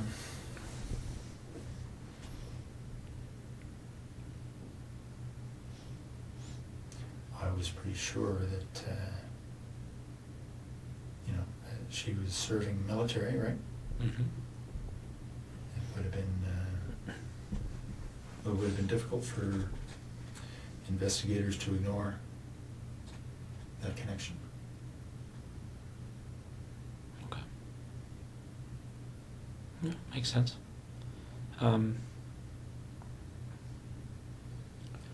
Let's go back to Jessica then, okay? You see her on the Wednesday night, okay? On her treadmill? Mm-hmm. How do you see her? She was in the basement, window wide open, on a treadmill. So I drove by. Okay. Did you stop to look at the house, or how does that catch your eye as you drive by? Well, I was looking to see who was where. Don't know that area very well, so I was just keeping my eyes open. Okay. So you spot her on the Wednesday. Yeah. Do you just keep on going, or did you stop and take a closer look that No. night or anything? No? I kept going. You went back on the Thursday night, right? Yep. So you go back on the Thursday night, and you went into the house before she came home?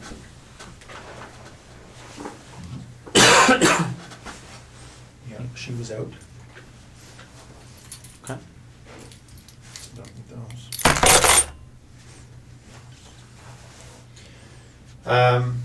Yeah, she was out. Got in through the kitchen window. It's unlocked. Everything else was locked. Okay. So you're in there doing what? Looking around to see who lived in the house. It was just her. Okay.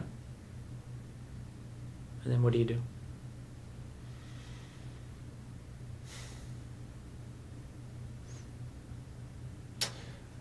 Well, I left the house. And then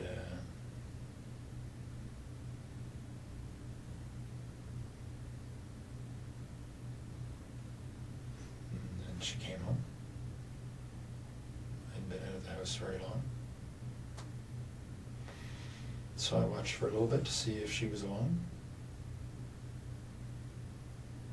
She was.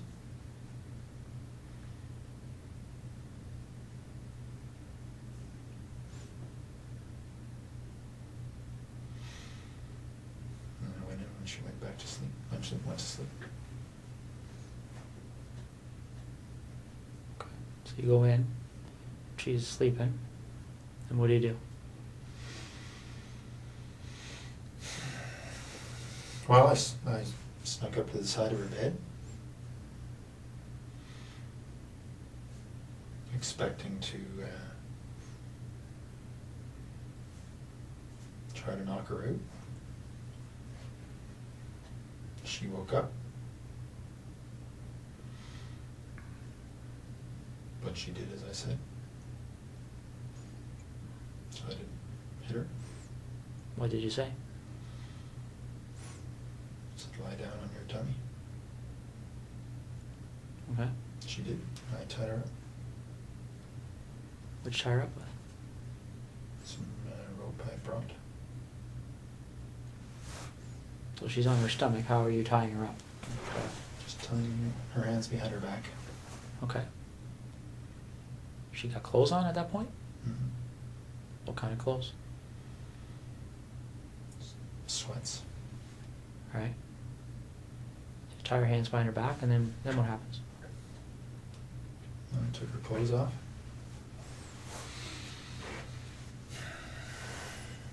Okay.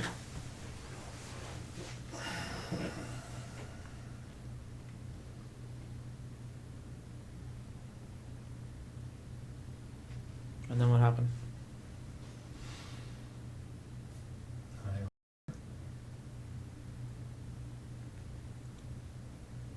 It could mean a lot of different things. What kind of act took place?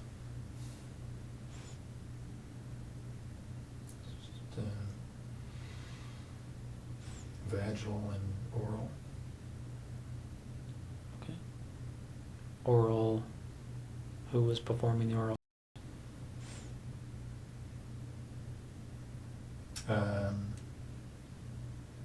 No, me on her and her on me. Okay. Any condoms used or anything like that? No. No. So and again, correct me if I'm wrong. Intercourse. Her performing oral on you, and you performing oral on her. Mm-hmm. Do you remember what order those things occurred in? Yeah. I started with the oral.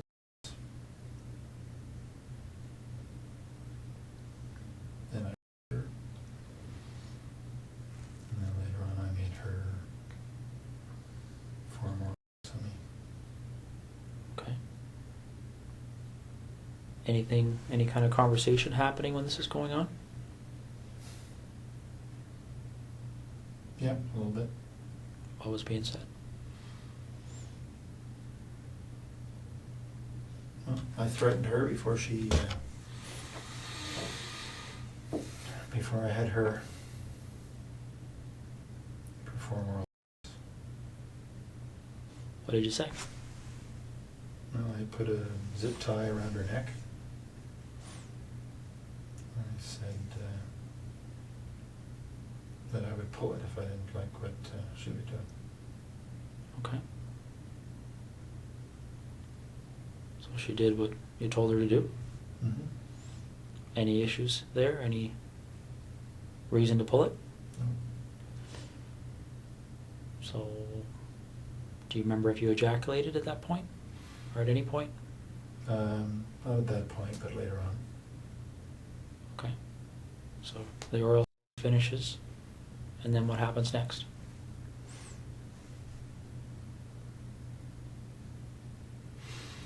Well, I continued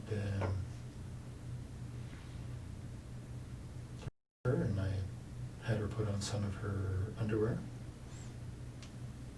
Took some pictures, lots of pictures. And then got her dressed, walked back to the truck. Okay. At what point did you decide that she was going to leave with you?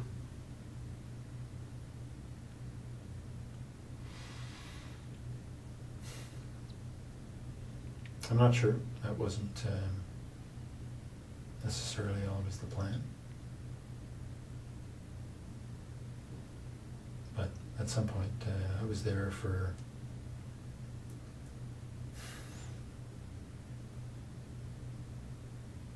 three hours, 3 and a bit.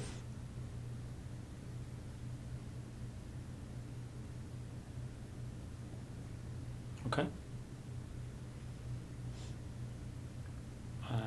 Do you remember the conversation about leaving? Was there any... Did she say anything about that, or what was she saying to you? She was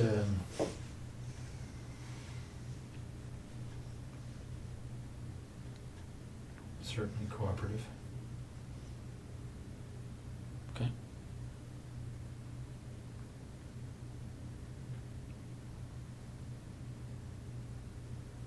Cooperative can mean a number of different things. Was she excited about leaving with you? I mean, I don't want to be sarcastic, but No, she just didn't put up too much of a fuss.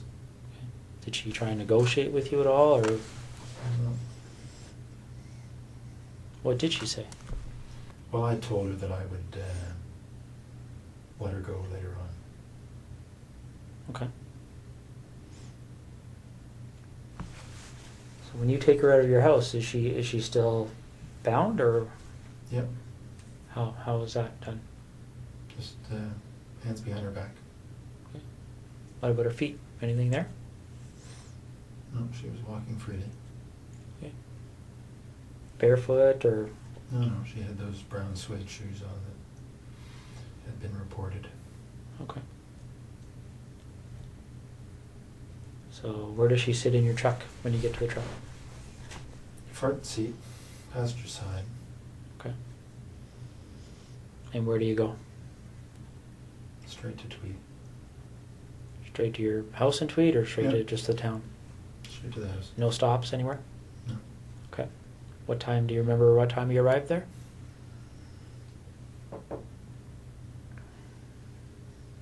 I don't exactly, but I'd say between 4:30 and 5:30. Okay. All right. When you were first there before she came home, do you remember?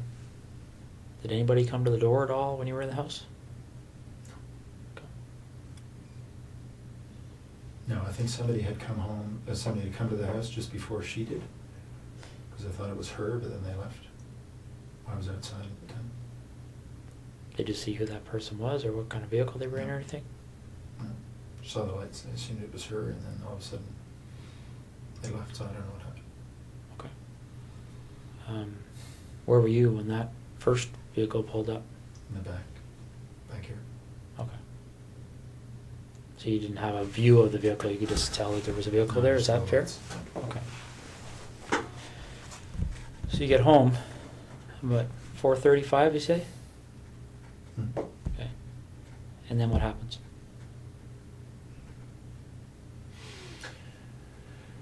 Well, she would go to the bathroom and get a quick shower, wash her. Then we went into my bedroom. And went to sleep a little bit. She was tied up. How was she tied up at that point? Smyth behind her back. I put tape over her eyes from the beginning. So that's what she had. Okay. When they find her, is that tape going to be there, or was it ever removed? No, I removed it. Okay. What kind of tape? Duct tape. All right. The duct tape that you used, where's that roll? It's all gone. I used the rest of it to bind her body. So, by all gone, is it with the body now? Mm. Okay. So you said, who went to sleep when you came home?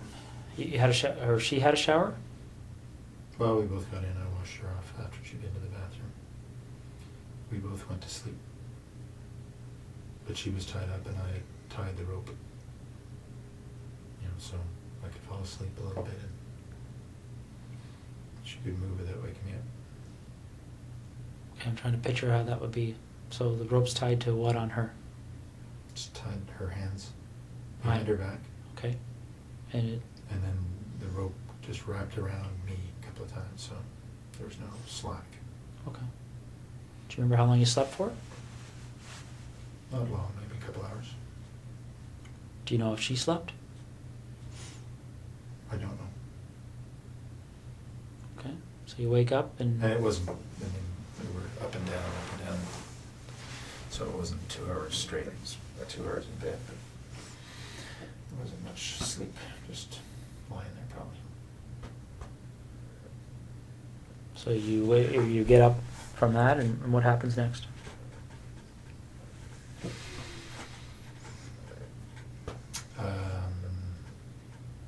She had a seizure, actually.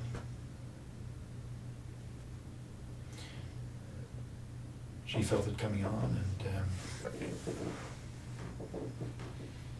because she'd had some before. Lasted quite a while. Got her dressed, into the family room,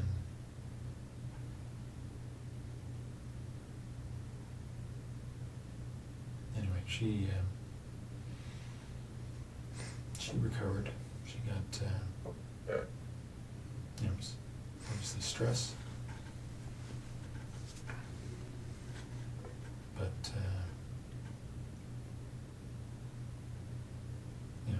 probably went on for about 15 minutes. Sort of it.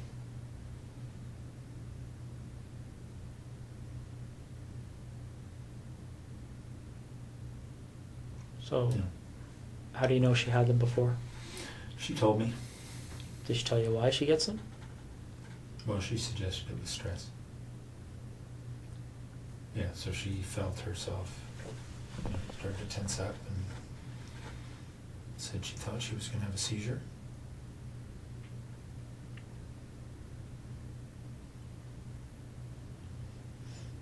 So it was convulsions is what she was having. Okay. So she recovered from that? Yep, I stayed with her and talked her through it and made sure she didn't bite her tongue. Okay. And then what happened? Well, then we had a little lie down right there because she was obviously exhausted. Put a her and she went to sleep.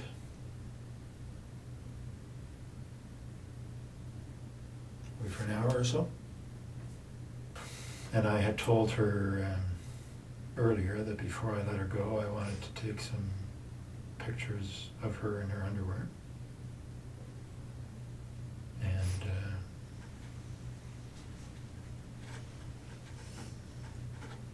have there.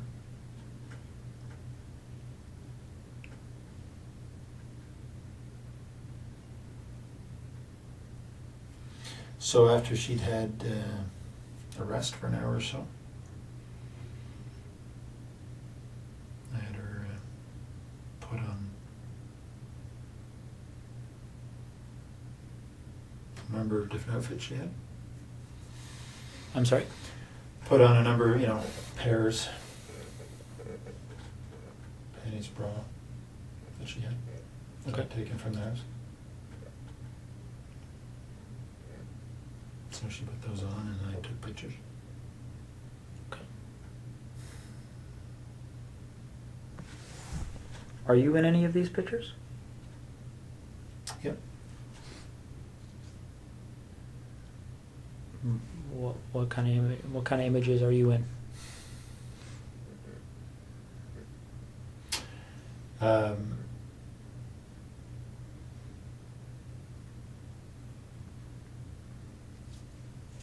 Well, I'm with her. There's on the hard drives. You'll see there's video as well. So there's video of the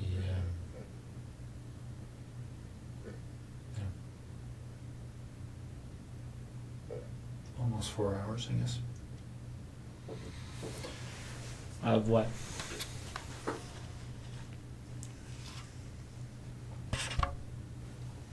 Well, of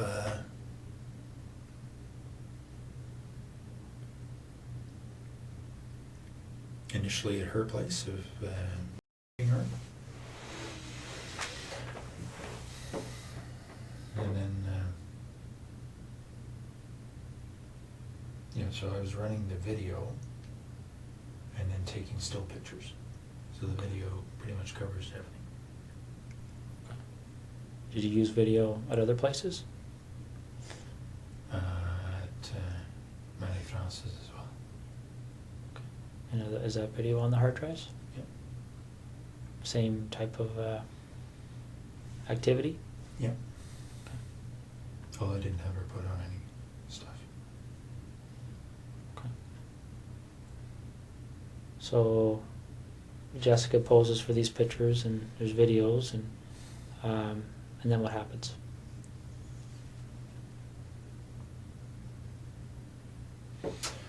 Then I got her dressed because she thought she was leaving. Got a bite to eat. Fruit. And then as we were walking out, I struck her on the back of the head. Okay. When did you decide to do that?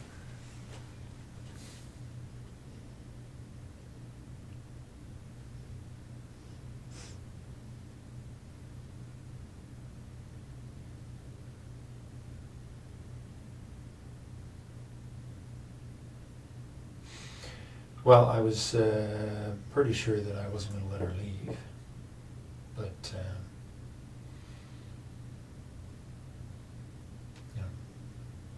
the idea of striking her on the head was developed in the afternoon.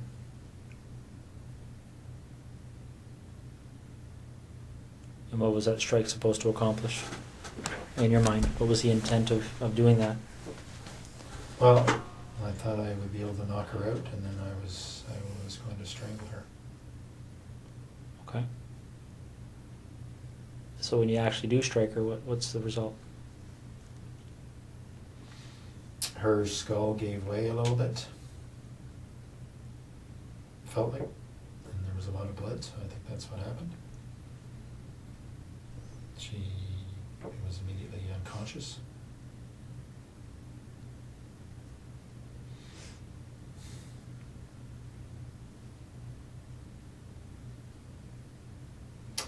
And then I strangled her. How'd you strangle her? The same rope. Just put her on her neck Okay. while she was unconscious.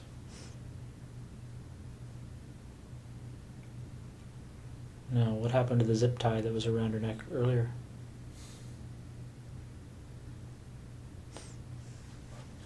I took it off.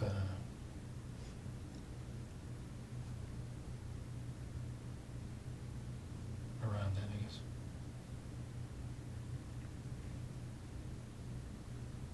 Did you take it off before you put the rope around her neck, or after, or do you remember? After she was dead. Oh, okay. So the zip tie was around her neck while you used the rope? Mm-hmm. Okay. Did you leave the rope around her neck? No. Okay. And how did you know she was dead?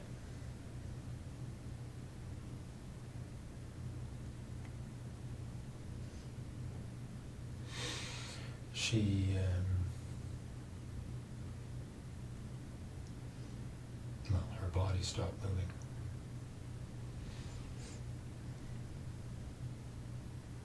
Okay. So what did you do after that? I bound her up to there's her fetal position.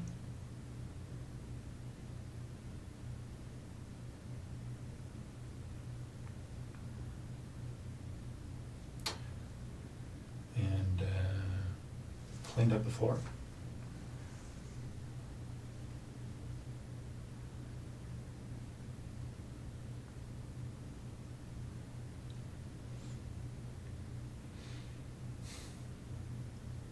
No, you say you bound her up. Are you referring to the duct tape that you talked about earlier? Yeah. Okay. So then what did you do?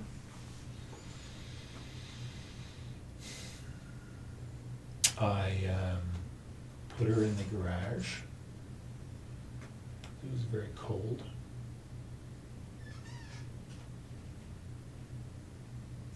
And then I went into the base. Okay. Why'd you go to the base? Pardon me? Why'd you go to the base? Because I was flying early the next morning. Okay.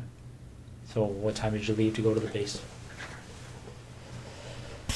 Well, I told you about between 9 and 10 or so. On the Friday night? Yep. Okay. So you fly, and Then I drove home to Ottawa. so which night would you? Saturday night. So you land, and what time are you landing?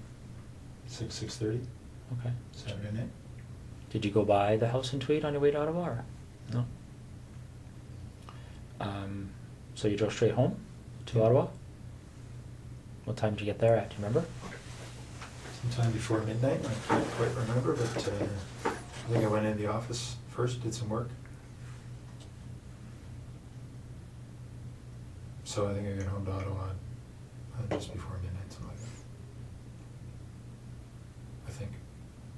Not sure. I slept for a little bit at the Tim Hortons in Brockville. So it might be later. I honestly can't remember when I got to Ottawa, but Okay. yeah, midnight-ish, Saturday. Mm-hmm.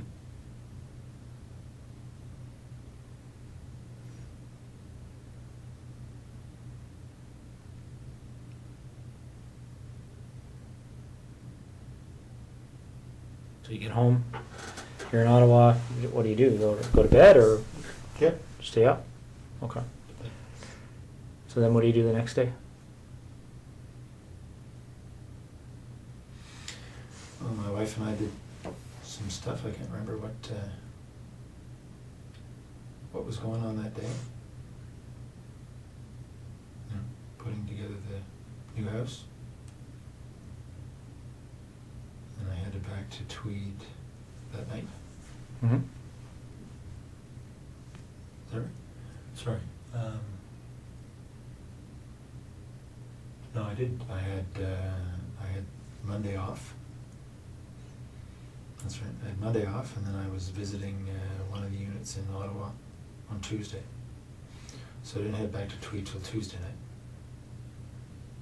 Okay.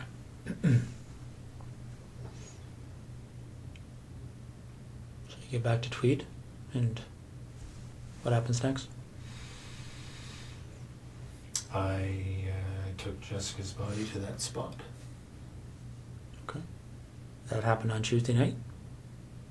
Just this past Tuesday, obviously. Yeah. Okay.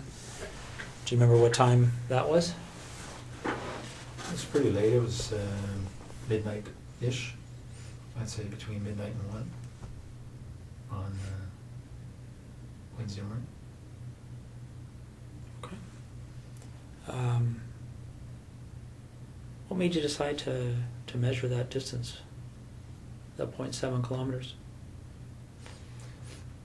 That's just the way I am. Numbers. I have to know the numbers. Okay. And how did you leave her? I just left her tucked behind a fairly large rock. Okay. Is that duct tape still on her? Mm-hmm. And what else is on her? A couple of towels wrapped around her head, and the top and pants. She was wearing jeans. Okay. Did you ever go back there? No. Right.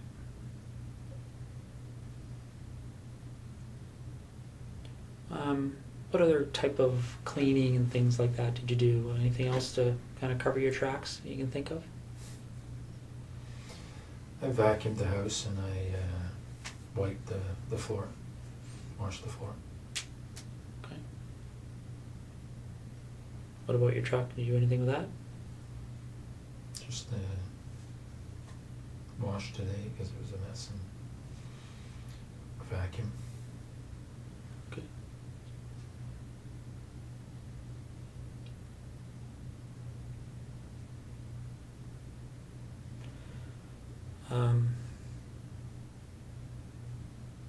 So Marie France, when did it first occur to you to go to her house?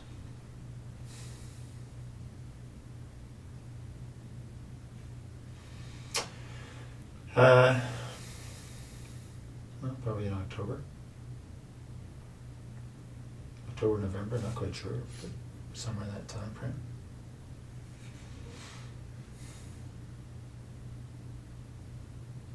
And do you remember why you thought to do that?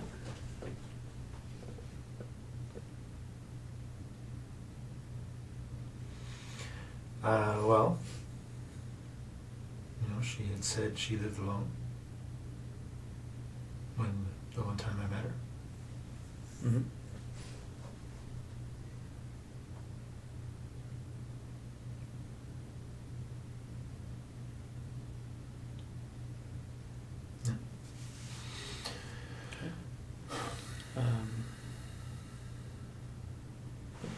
Just trying to understand why her versus the dozens of other women you probably come across on a daily basis.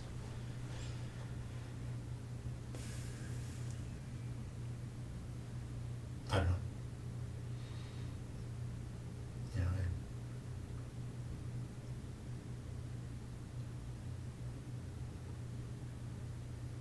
I went out there when she wasn't home just to see where she lived.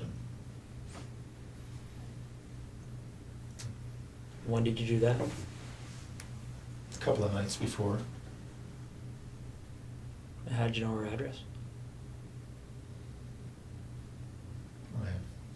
There's an on the roll for the basement. Okay. So when you go out there a couple of nights before, do you remember what night that was? When you were there first time? I don't, but it was within 2 or 3 nights, I think. Okay. Probably, well, no more than 4 anyway, something like that. And did you actually go into her house on that occasion, or did you? Okay. So what happened that night? How'd you get into her house? This window on the side of the basement. Side window. Just a back step a bit. How did you get to her house that first night you went there? I drove. What did you drive? I think I drove my truck. Okay. Pathfinder. Do you remember where you parked it? Yep, I parked it, there's a bit of a division in the residential areas there. I parked it on another side. 600-700 meters away. Okay. So not on her street, on a different street? Do you remember what street you parked on? No, but it's actually might be the same street, but there's an interruption in the street where there's a construction zone, so there's a pathway in between, so I think it's probably the same street. Okay. So you go to her house, and when you went there that night, did you know that she was away? I'm not sure if I knew entirely, but I think I thought she was away. Okay. Is that based on her schedule, or how would you know that? Well, because I fly with the squadron, I have access to the schedule, and Okay. it's a slightly different schedule she has, but that's probably how I know. You don't know for sure? I think that's probably how I know. Okay. So you go to her house, Mhm. and what do you do that night, the first night? I looked around and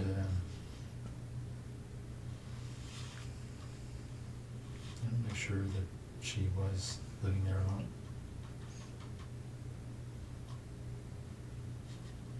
And I'm sorry, did you say, I can't remember if you said, how did you get in? Same way. Side basement window. Side basement window? Okay. Do you remember what kind of window it is? Like what made it, Well, I just noticed it was, the flashlight, I could see that it was not locked. It had been opened slightly. So I removed the screen, slid it open, went in. okay. So you go in and you're in her house, figuring out she lives alone, and do you do anything that night? Yeah, I was playing with her underwear. You mean playing with her underwear?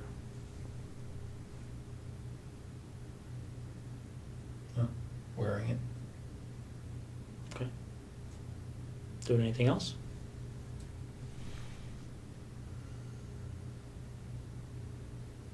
No, I didn't touch her stuff.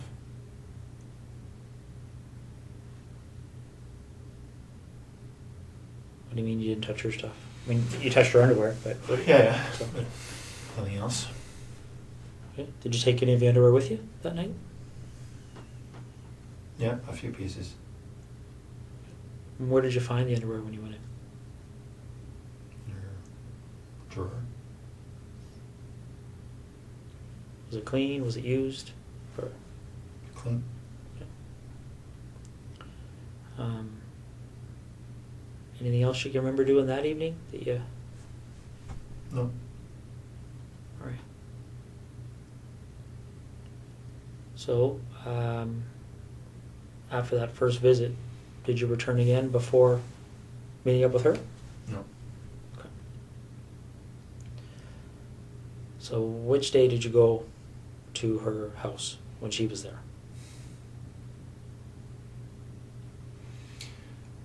Well, the night before I went to Ottawa, so I think that was Monday night. All right.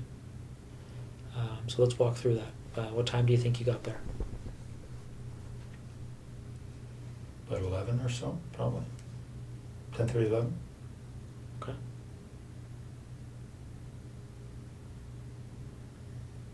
Yep, so she was on the phone in her room. I could hear that from the backyard. I got in through the side window.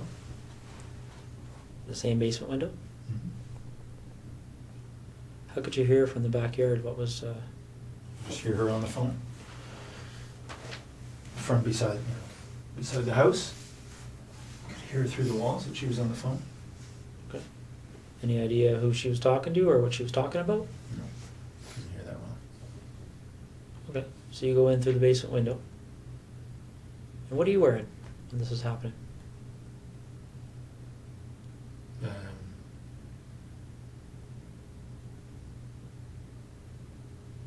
sweatshirt and Dockers, I guess. And the 2 pieces on my head. Okay. And where are those 2 pieces now? Pieces that you wore on the head? They're probably in my bag, in my luggage bag in Edison, the bedroom.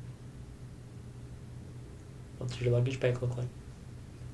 It's a blue duffel bag type thing. It's right beside the bed. Okay. Is it the only blue duffel bag in your bedroom? Mm-hmm. And these pieces, what do they look like again? It's a blue headband. Okay. Standard blue, winter headband.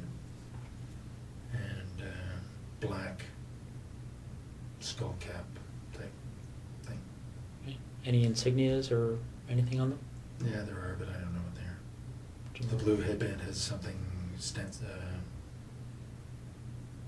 stitched, a name of some sort stitched on it.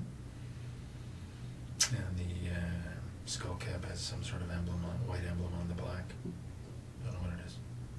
Are they like sports emblems or company emblems or? It's the manufacturer's.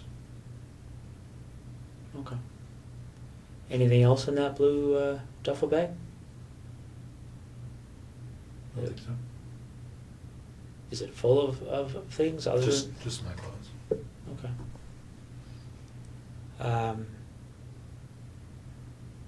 So you go in. Do you remember what you had on your feet?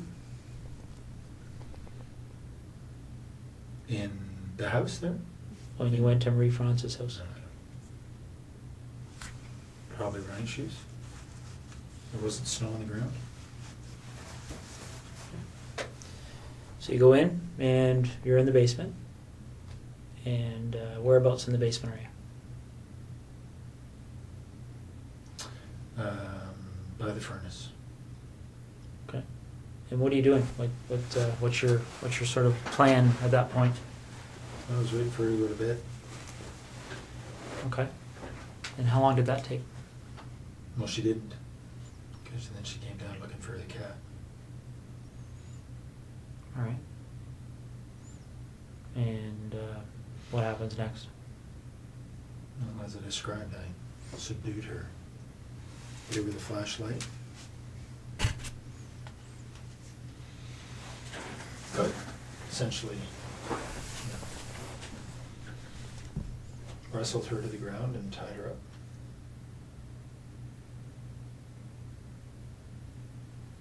Okay. And what did you use to tie her up? Same rope, green rope. It's in tweed. Is it just green or like how long is this piece of rope? It's probably 20 feet. It's a boat rope. It's got some red specks in it, I think. Okay. Is there lots of ropes in tweed, or is this probably the only rope? No, this there are two lengths. 2 lengths of the same green rope? And were they both used? Well, I only ever had one with me, so I don't know if I used the same piece both times or not, but only 2 lengths of rope. Okay. So you tie her up. How did you tie her up after you subdued her? Okay. And what is she wearing at that point? She wasn't wearing anything to start with. So when she came down to the basement, she had no clothes on? Mm-hmm. She had some sort of a shawl over her shoulder, Okay. which she immediately dropped when she saw me. Did she say anything when she saw you? She did. She called out, "You bastard." Okay. And then what happened? Then I subdued her as I described. By hitting her with that red flashlight? Mm-hmm. Okay. Although they were more glancing blows. Cut her skin, but weren't doing much else. Okay. She fell over and then I subdued her. She tripped. How did you tie her at that point? Like, I know you used the rope, but what did you tie her up like? Just told her to put her, I pulled her hands behind her back and just tied her wrists together. Okay. And then what happened after that? Then I took her upstairs.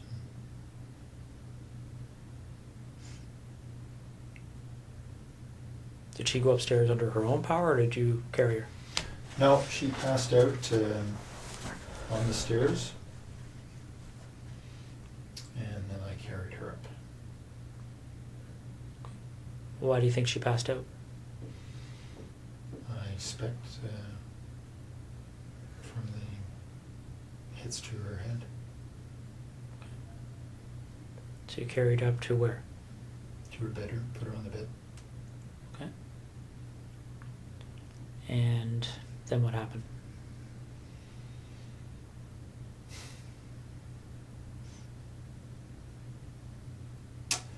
Well, as I described, I think she's on the bed over a period of time. Okay. And again, just to be specific, what acts took place? Just vaginal. Your and her. Yeah. Any condom use? No. Did you ejaculate? No. Did you ejaculate at any point with her? No. Okay.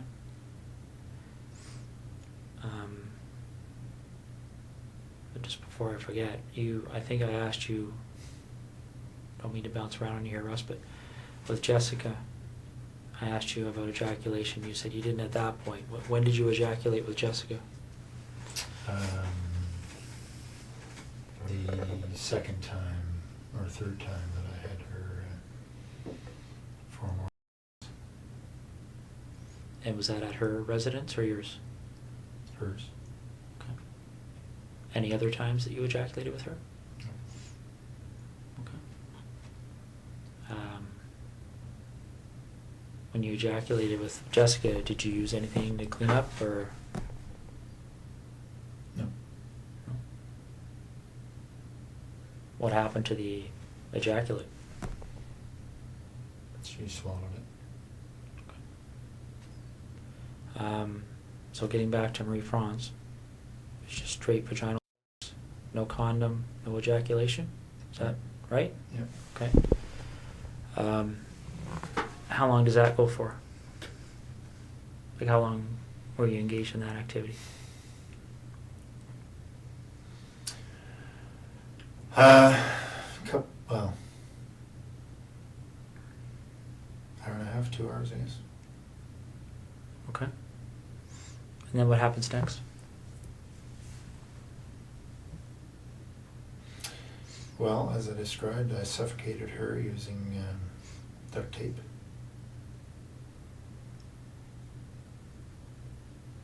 Why did you decide to do that?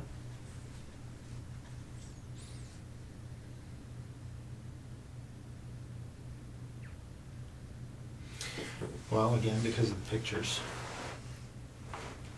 As I described to you, it would have, it was going to be a pretty straight line back to Tweed. Okay. But why did you decide to use that method versus something else?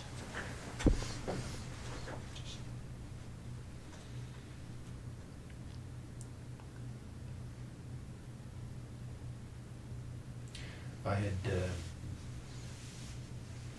thought about strangling her earlier.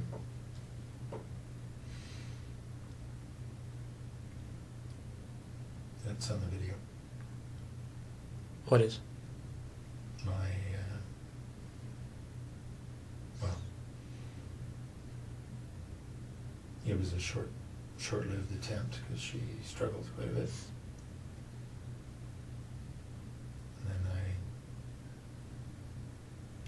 decided that I needed to suffocate her. So there was a short-lived attempt at strangling her? And what's on the video, the suffocation or the strangling? Well, just me putting my hand on her throat.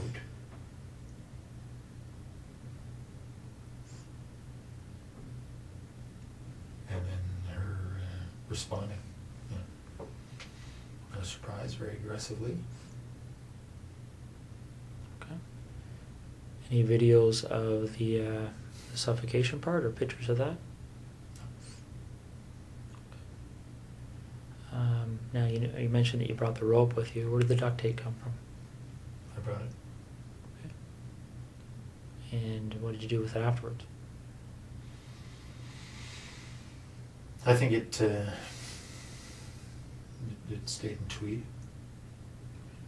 What color of duct tape are we talking about? I know it comes in a variety of colors, but Gray. gray.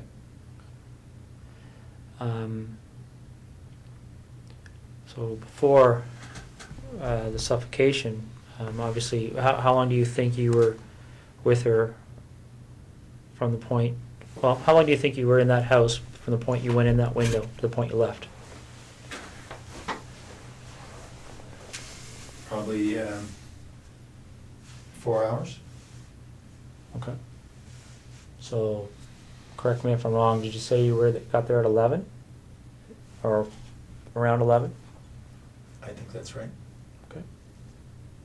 So, you left around 3 in the morning? Well, I was in the basement for quite a while before she came down. Right? She wasn't going to bed. So I was probably in the basement for 30, 40 minutes. Okay. So by the time she saw me, it was probably closer to midnight. All right. But I didn't have a watch on, so I'm not sure. Any gloves?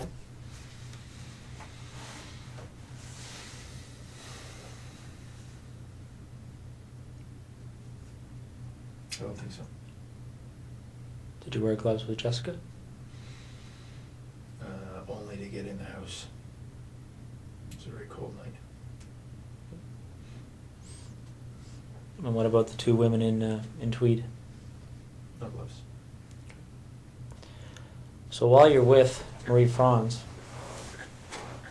what kind of conversations are taking place? Anything she said to you stick out in your mind? No, but I taped her mouth. There's no conversation. Okay. When did you tape her mouth? As soon as I got her up to the bedroom. Why did you decide to do that? Because she was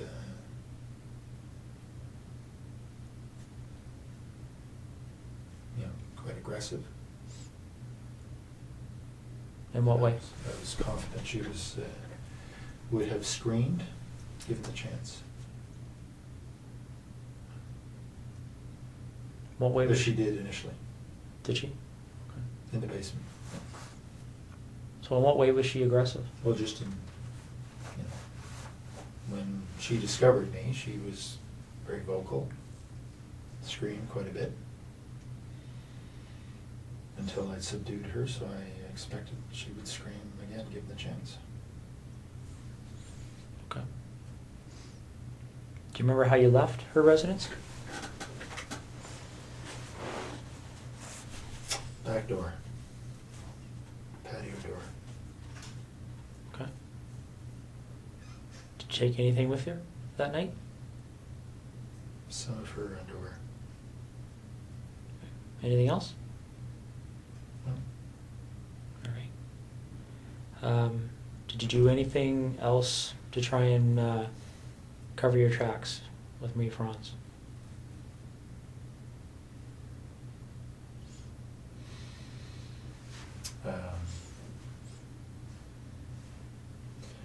Well, I had turned off my BlackBerry before I left Trenton. Other than that, no. Do you remember trying to destroy any kind of evidence there, or anything that you thought may have produced evidence or anything? I took her sheets off the bed and ran them through the laundry. Like the laundry where? In her house. Okay. Did you run them completely through? Did you wait for it to finish, or? No, I just put them in and put a whole bunch of bleach in and let it go. Okay. So the night you went to her house and got there at 11, you came from where? Like you said, you left Trenton. You Yeah. turned off your BlackBerry. You talking about the base, or are you talking about where did you leave to go to her house? Well, no, I just turned off my BlackBerry before I left the Trenton area. I would have left from the base after work. All right. When did you what time do you think you turned your BlackBerry off? Well, it's only a half-hour drive to Brighton, so you know, probably in the 9:30 range. Okay. Do you remember what time you would have turned it back on? And I was back on the 401 heading to Ottawa the next morning. What time would that have been? So 6 plus or minus 30 minutes. Okay. So you leave her house 3-ish. No, I think it was later than that. So the 4 hours obviously was. I think I went in about 11. Was in the basement for quite a while. Probably left her house closer to 4:30, somewhere there. Okay. And where do you go? I drove to Ottawa. Straight to Ottawa? Yeah. Did you go by your house in Tweed or anything, or did you just go straight? No. Remember what route you took? Yeah. 401, but from her place, I think I went straight north on whatever the road is that goes straight through Brighton up to the 401, hit the 401 and headed east. Okay. And so you're going to, what's the meeting you're having that day in Ottawa? Remind me. It's a meeting on the C-17 acquisition project. Okay. And who ran that meeting? The project manager, Miss Sue Hale. Okay. Is that the only meeting around that time period you would have went to on that issue with Sue Hale? Hmm? There wasn't like a weekly meeting or anything like that? Okay. No, this is sort of a quarterly. All right. So the night this happened, where did you park that night? As I said, across the gravel little roadway, it's probably the same road. Okay. Similar location to the first night? Yep. All right. Same vehicle? Yeah, truck. Okay. All right. Okay, let's talk about seeing as we're going backwards in time here, why don't we talk about the second incident in Tweed? With Laurie Massacati. One that's at 76 Cozy Cove.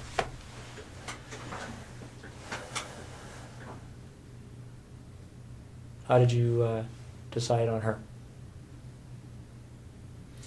I knew she lived alone. That's it. And how did you know that?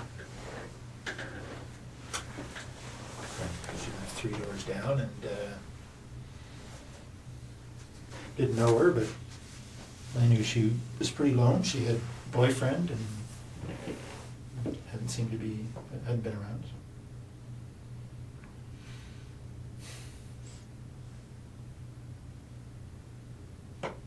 You know, looked in the window and she was alone. So she had a boyfriend, but he wasn't It too was- frequent? Okay. Well, he was. She told me that they were fighting, so that's why he hadn't been there. Okay. So,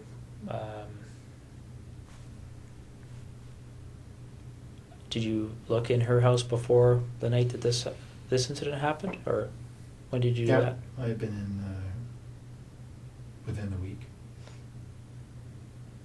Probably a couple of nights earlier. What did you do that night? I looked around to see if there are any permanent signs of her boyfriend, I guess. Took one or two pieces of her underwear.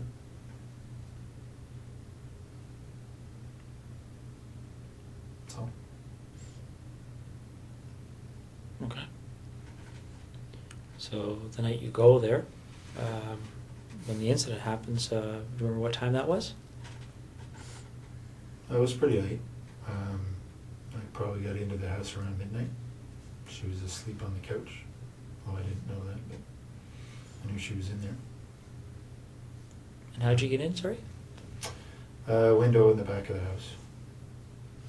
There's a little sunroom. Was it just something you had to slide, or how did you I had get to that? remove the screen and slide it up. Okay. So I got into the house and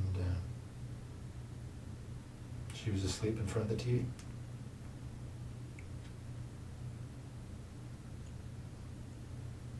Wearing anything on your face that night? Yeah, same things. Okay. The headband and the cap? Okay. What kind of clothes did you have on? Just dark sweatshirt or pants. Right.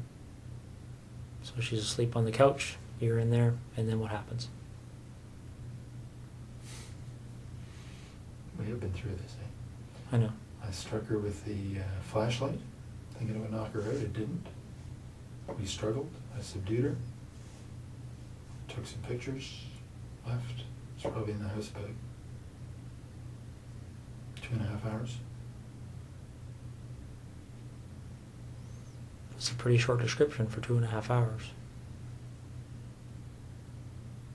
Well, yeah, we talked. I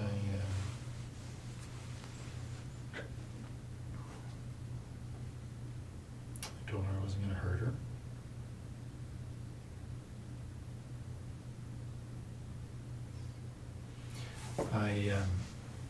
I told her that there were other guys in the house robbing her.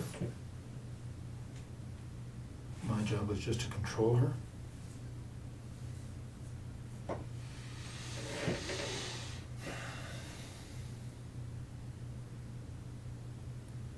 What did she say to that? She was scared. Worried she was going to be seriously hurt. Did she say that, or did you just assume that? No, she said that. She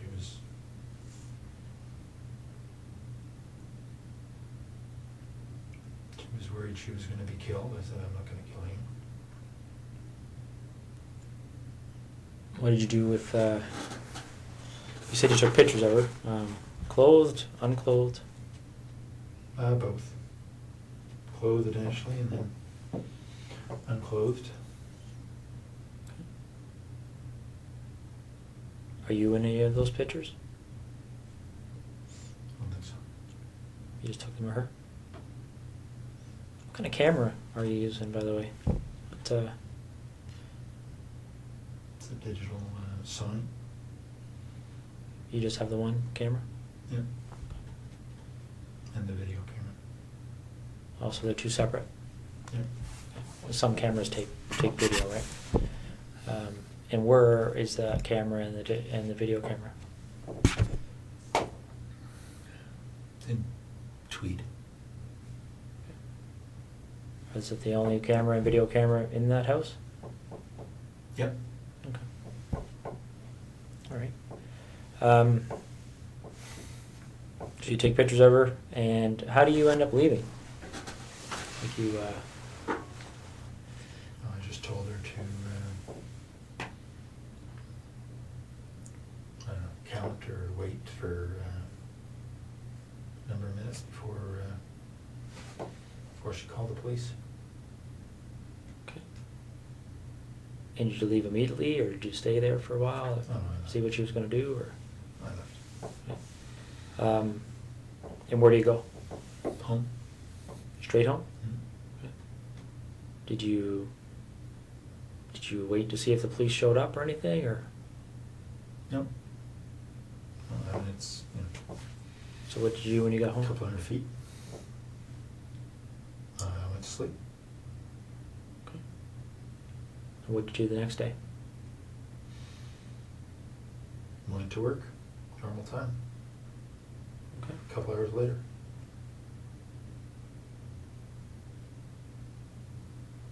All right. Do you remember how her clothing was removed?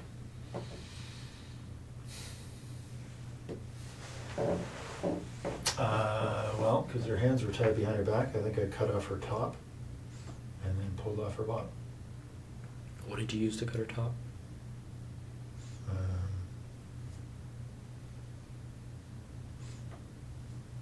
I can't remember if it was a knife or like a folding X-Acto knife or Leatherman or one of the two.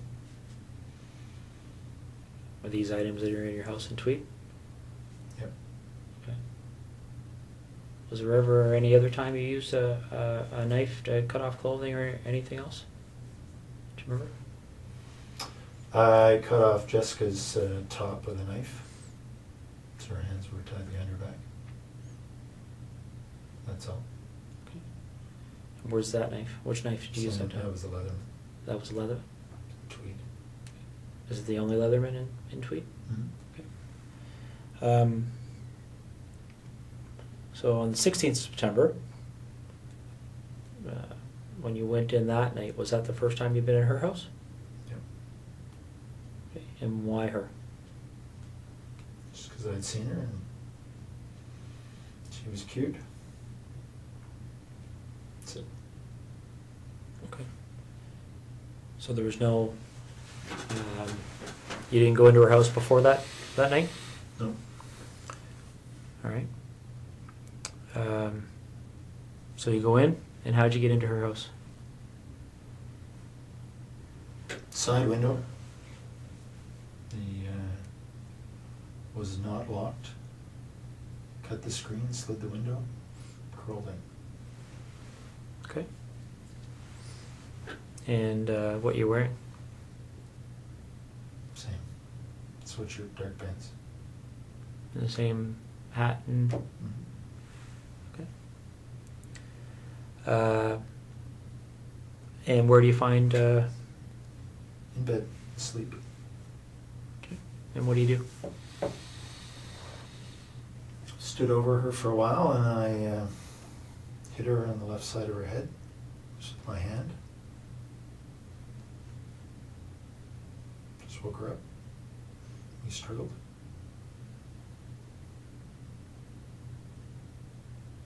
You know, just lay on her.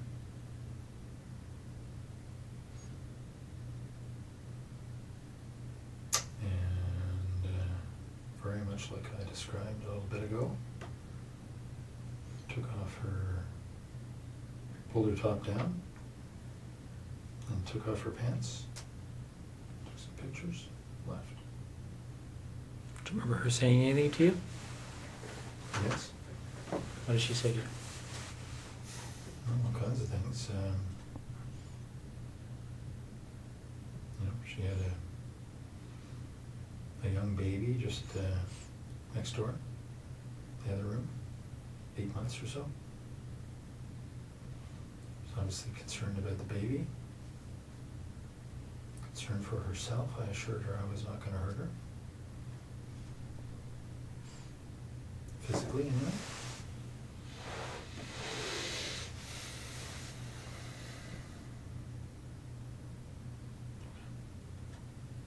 Okay. Any underwear taken from or Lori? Yep, both. And where would they be located? In Tweed.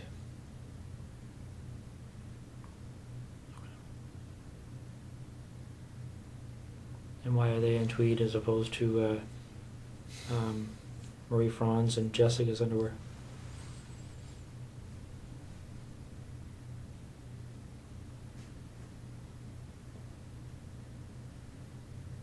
I don't know. Do you remember how much of their underwear you took?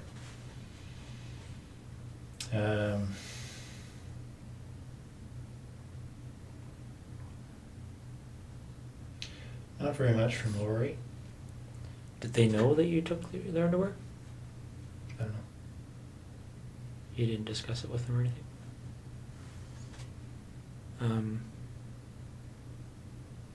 So where in Tweed would their underwear be?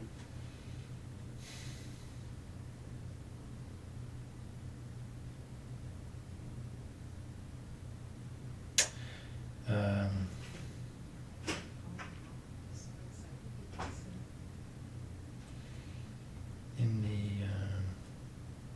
there's a laundry room area, Okay. just between the house and the garage. Right?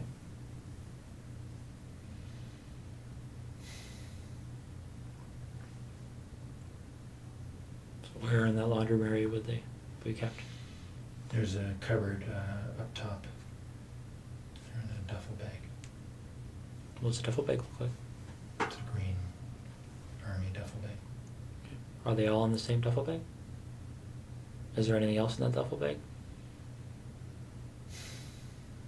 Just underwear. Okay.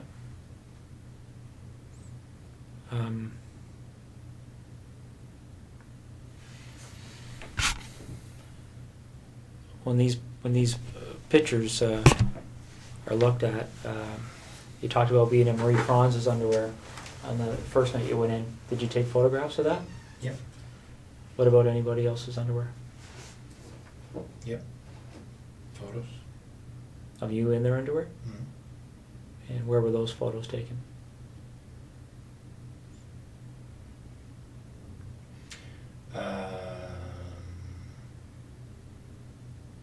Well, sometimes in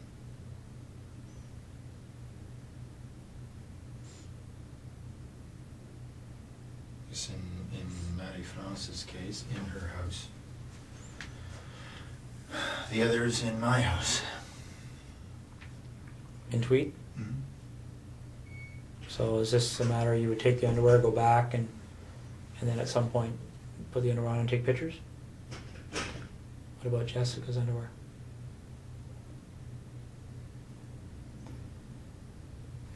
She's only her, right? So you don't have pictures of you in her underwear? No. All right.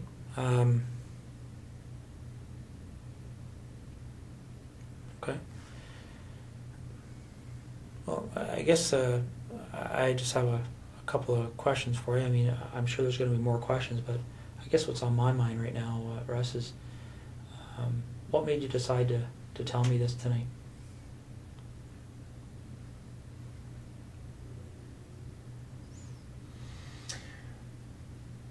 Mostly to make my wife's life easier.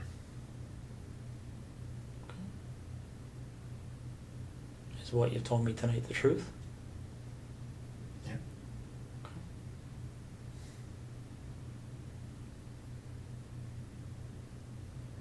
How do you feel about what you've done? Like what?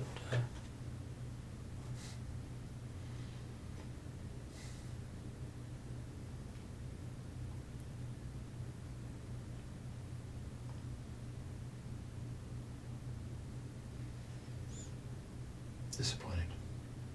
Okay. Let me ask you this: if this didn't come to the point it's at right now, if for whatever reason you didn't end up on our radar, so to speak, do you think it would have happened again?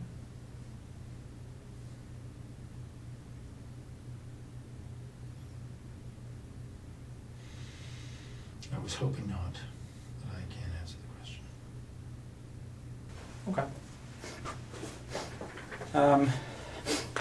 Not too much here, Russ, just a few details that I wanted to cover off. Specifically dealing with Marie France. In the basement of her house, there's a hole in the drywall. Do you recall how that happened? Whereabouts? I don't know specifically, but it's downstairs. I don't remember that. No. Okay.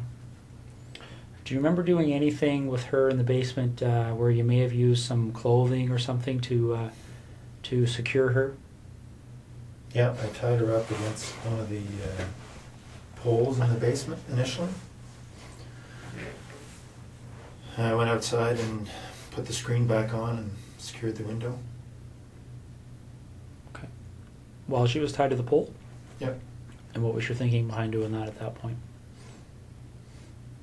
Just to cover up how I'd come in. Okay. Now, by the time she's tied to that pole, is that in the very initial few minutes kind of thing of the confrontation, or? That was shortly after I'd subdued her and tied her up, yes. Okay. Does she have the duct tape on her mouth yet?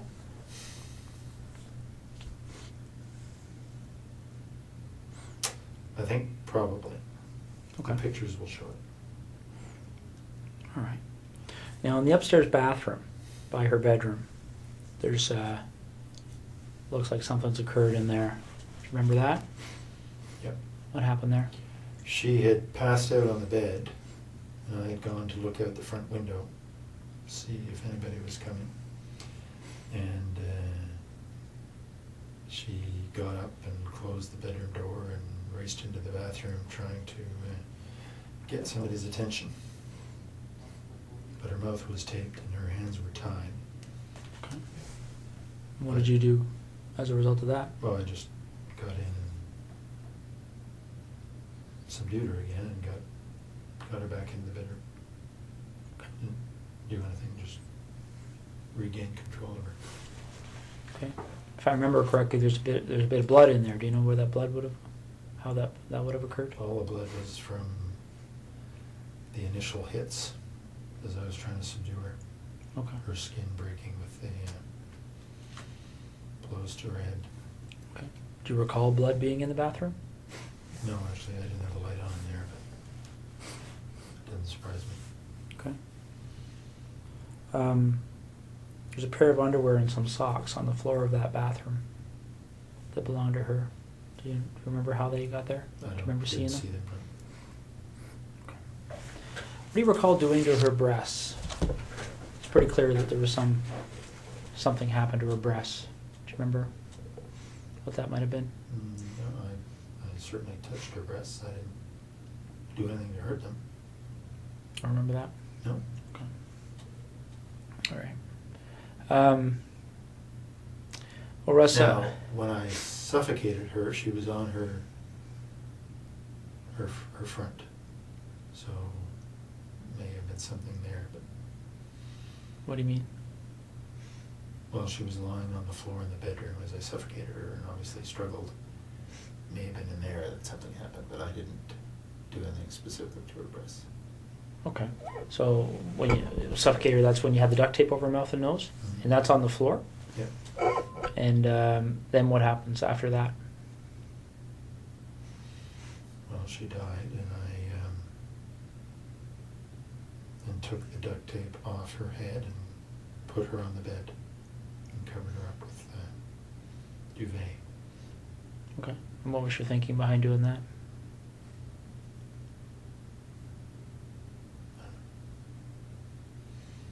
Nothing really.